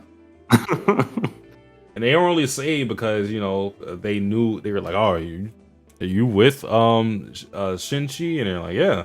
And that's how they got saved. They knew him, but even then they were like, we gotta take all your shit. That was funny, them trying to bargain with them. They're like, well, yeah, let me stay over your place a little bit, let me do that favor for me. He's like, I guess so. And then they're asking like, okay, why did you want to stay with them? Why didn't you just give away the stuff instead? And then he's like, because I want to make the bread. Oh my God. Pan. And then when they make the bread, just a clue for everybody. This is what I took from the episode. Bread can solve like race disputes. It really can. It literally food. You know what it is? It can bring everyone together. Just good bread and good food. Yeah, because everybody loves bread. Hell yeah. Unless you're, I don't know, have a gluten deficiency or something, then maybe you don't really like bread. But even then, we can give you the gluten-free bread, for the special people that need that. But yeah, that's they literally were doing the expression of breaking bread. Yeah, true. The bread did look good. It did. I saw that and it looked like the pull apart like rolls type. I'm like, I'm watching this. I'm kind of hungry. Because we know how bread tastes like. We don't know how scorpion dungeon flambe tastes like. We're just like, okay, whatever. But yeah, give me some of that bread. Sure. Was there anything else important to talk? Well, no. Because the orcs are into going with the. If you guys forgot, we're supposed to say the main character's sister. They don't really talk about it too much, right? Yeah, we got a map from the orcs. Yep. Because they recently encountered them. Yeah. The dragon. Yeah, because it got close to their hideout. So, we got a map to. Encounter the red dragon. I don't know if we're actually going to go to him now or what, but we're now literally Dora the Explorer. Come on, vamonos, everybody, let's go. On the map. On the map. Oh my gosh. But yeah, I that damn show. Yeah, they got the map, and I guess we're going to actually go with the linear plot of saving his sister. I don't know. Maybe. They kind of If keep they getting save her- sidetracked. So If they save her the next episode, I'm going to be shocked. I'm going to be like, I swear they were going to save her at the very end, but if they save her the next episode, what else could they do from here? Just go around eating shit?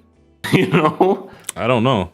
I mean, it's called the 'Cause Legend of Dungeon, so I don't know if they're going to stay in a dungeon the whole duration of the series or what. We're just going to have, voice actress Sayori just as the sister just going, oh, so good. Your voice is so high pitched. I didn't even catch that second Oh. part that you said. Hold on. Let me say it again, but let me do it in my anime filter. Uh-oh. You have an anime filter? Okay, so it is so delicious. Oishi! What the fuck is that? Oishi? Oishi! So delicious. What the You fuck? You like it? Meow. Yo, where are you getting these things from? Voice mod. Oh my god, they have an anime voice now. Wow. They have more than one. They have multiple voice mod, anime girls. You like it? Keep talking. Hi, I'm an anime girl, and I... You sound like a Do- VTuber. Oh shit. Hey, you don't sound like an anime. Well, I guess you do sound like an anime girl, but you sound like a VTuber. Alright, here's the last anime girl. Filter. Okay. Hey everybody. I am anime girl number 3. And I'm going to... I don't know, eat a bunch of food in a dungeon. I like this. I like the first one and the second one. The third one, it doesn't have that same oomph. Meow. Woof. I'm sorry. Oh. Okay, back to normal. But yeah, I mean, it seems like we're moving forward a little bit more with less distractions. I mean, I know like cooking is the thing of this the show, but we need a little more plot to happen. So I'm hoping we go into that direction. But the orc stuff was pretty interesting. I will admit, you know. Yep. So I enjoyed it. I wish there was more of that. Yeah. And less pun. But yeah, I think that is it for all our shows tonight. So only thing It was a left good to get one. into is Is question. viewer questions. Ask us anything you like. Oh wait, we never really mentioned this too much, but if you want to submit your viewer questions, look in the description. There will be a link for you to give your questions, and we'll answer here on the podcast. So, me and EA will trade off. I think I'll let EA And anchor us. definitely submit those questions next week because we have our returning third party member coming back. So he's been lacking on answering questions. So give him all the Vlanalita questions, all the VTuber questions. Give Saber it all to questions. him. Saber. So that when he comes back, he feels good and welcomed. Give him all those questions. All right. Question 1. Let's say KOA were all furries. What animal would you want to be? Don't they all look the same? Aren't they all wolf people? Usually they're like wolf people, I think, but I mean, Just it's different probably like colors? dog furries. Like I don't know. Well- if I was a furry animal, what would I be? That'd be like an owl, or does that yeah. not count? Does that have to be? Some kind of... I don't know anything about furries other than they're a group. That's all I know. But I guess if I was to be a unique type of furry, I would be a cheetah. Okay. I like cheetahs. Cheetahs are neat animals. Okay, so owl and cheetah. All right. Next question: which anime character would be famous if they were in the real world? Someone like Aqua, who would have people kissing their feet. Like really. Okay, yeah. think I know who asked that question. Which anime character would be famous if they were in the real world? Oh, I know Okay. this. I know this. My first thought, Misa from Death Note. She would be super popular. Everybody would love her. Oh. Yeah, goth blonde girl that's kind of quirky. Like if she were to have like a Twitch, she would be super famous. Oh my gosh. I mean, if we're going off that, freaking Marin, she could have an Instagram, be a cosplayer, and she would do good on that platform and on Twitch, maybe even a TikTok. I could see her doing that because she has the voice, I like do this totes my goats. Yeah, she'd be cool with everybody. Yeah, for sure. Oh, sorry. Sukuna is running the gauntlet. Where is he stopping? Tanjiro's easy for him. Yeah, Tanjiro, Denji's easy. Shigagari, Luffy. Shigaraki, I don't think he could beat Shigaraki. Luffy, Kakashi, or Ichigo. I think he's stopping at Shigaraki. Shigaraki is mad strong, especially if you're talking about the current manga. So I would say he's stopping at Shigaraki. Tanjiro, I don't think it would be any competition.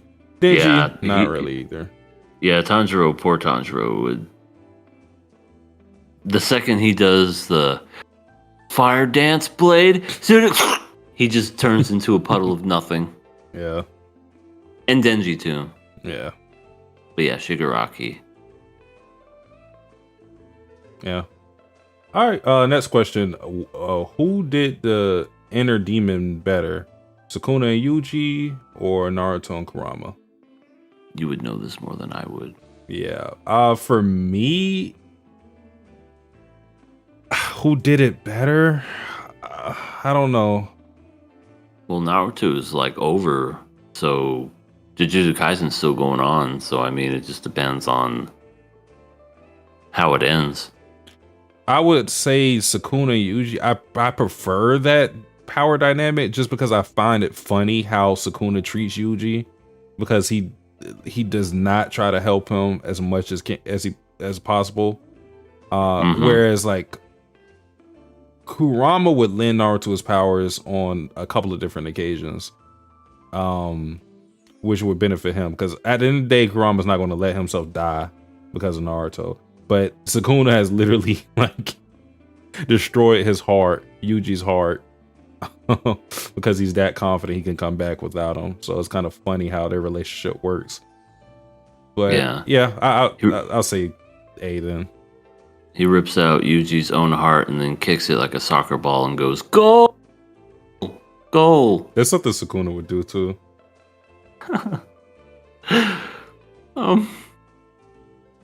You got who is the most quirky character? Captain Jack Sparrow, Donkey from Shrek, Luna Lovegood from Harry Potter. I forget who she is. Or Dr. Emmett Brown from Back to the Future. Oh, most quirky. I definitely love me some Doc Brown from Back to the Future. He's so quirky and so smart and so intelligent and so out there, but Christopher Lloyd plays him perfectly in the movie, and just, I don't know, I love Doc Brown. He's so great. Most quirky. Kind of leaning towards Jack Sparrow. Yeah, that's a good one too. Yeah, I'd probably say. Oh, yeah, I'll go with Jack Sparrow. Freaking, he's so incredibly decisive. You think he's a terrible pirate, but he's just, and that he's making it up as he goes, but he's just so fucking good. That's the best pirate I've ever. But you have heard of me. I love Captain Jack. All right. Next question: who's winning this 1v1? A. Chozo Jujutsu Kaisen or Risotto JoJo? I don't know who that character is. Yeah, I don't know who Risotto is. Sounds delicious, but Sorry. Maybe Sea Tactics might know, but Yeah, if this, I'm assuming this is part 5 or 6. I think Golden Wind is 5. Yeah. Wait, did they say it was Golden Wind? Yeah, it says right there, JoJo's Bizarre Adventure, Golden Wind. Oh, okay. So part 5. Yeah, I didn't get to that part, or I only watched like 2 episodes of it. So Yeah. we don't know. I haven't got there either. I'm gonna just guess Risotto. So there you go. All right. Next question. Which character looks best with green hair? Zoro from One Piece, Maki from Jujutsu Kaisen, Deku from My Hero Academia, or Tatsumaki One Punch Man? Someone really likes Tatsumaki. I keep sending her in here. Who looks best with green hair? I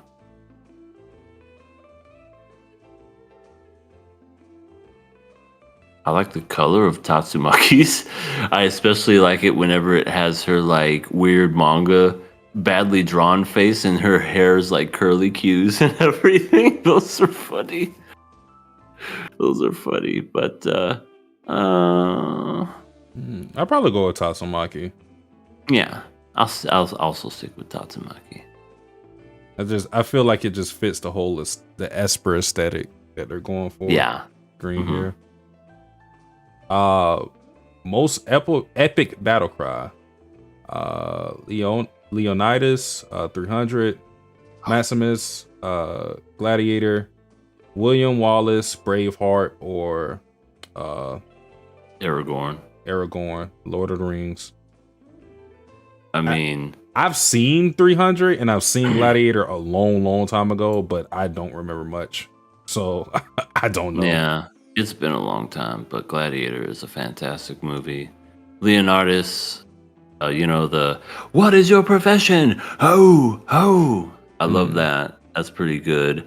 William Wallace was the "They will never take our freedom." They can't take our blah blah.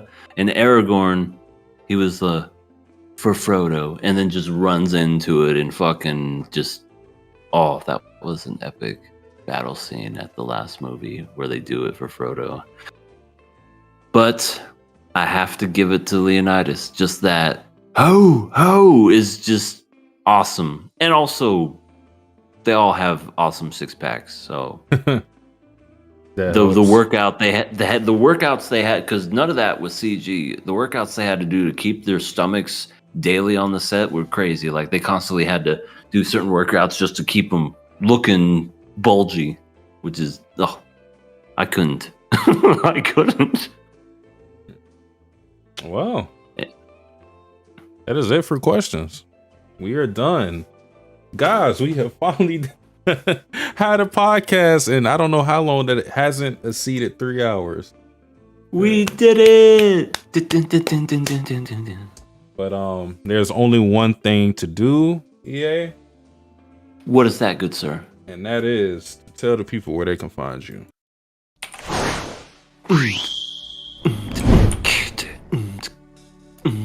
Yo, you can find me. No, I'm kidding. You can find me over at my channel, Everything Animated. I not doing much. I know I keep promising things, but now that football's officially over, which, by the way, I don't think I'm gonna be watching the Super Bowl this year. Fuck the Super Bowl and that rigged fucking shit. But it is what it is. The team in red is going to win. But now that I don't have anything to look forward to on Sundays anymore, I might as well just get my butt ready to just make something, because I keep putting it off. So yeah, find me over there. We have a Twitter, King of Anime Pod. Let you know when we're going live, just in case we ever decide to go early or later or a different day. It keeps you posted and everything. And we have a Patreon. The King of Anime Patreon, only $1. Get $1, get some content. Now that Sea Tactics is coming back, you should expect more content from there just because we do this as a trio. Sometimes we do it as a duo, like when Sasuke and I had our drunken podcast, Stories of Drinking. That's a unique one because Sea Tactics, I don't think, drinks. So it was more of an interesting one when both me and Sasuke did it. So it's up there. If you want to know our thoughts of what we did when we were drunk, it's still up there. Give it a watch. But other than that, subscribe, love, share, all that grandiose stuff, and I will see you next week.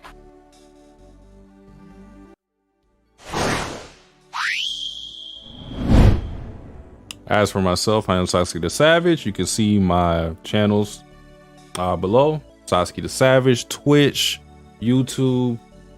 Speaking of YouTube, I have been talking about a video that I've been planning to do. That being a video on the most underrated Kakaguri character. And that video should be out tomorrow. I'm in the process of editing it right now. And pretty much all of the grunt work is done. Audio, all of that stuff has been edited. So it's just actually the video process of the editing, which again, that should be out tomorrow if nothing goes wrong. I've been excited to do this video. It's one of my longer videos. I think it's going to be like 24 minutes or so. So I'm really happy to be able to put that out. So please be on the lookout for that. Show some support for that video. I'll be grateful for it. Twitch, my schedule has been a little wonky because of football, but after the Super Bowl, which is this Sunday, my schedule should be back on track. Usually I always stream around 3 p.m. Eastern Standard Time, 3:30, 4 p.m. Eastern Standard Time on Saturdays and Sunday. Right now it's just Saturday, but next week it'll be Saturday and Sundays again.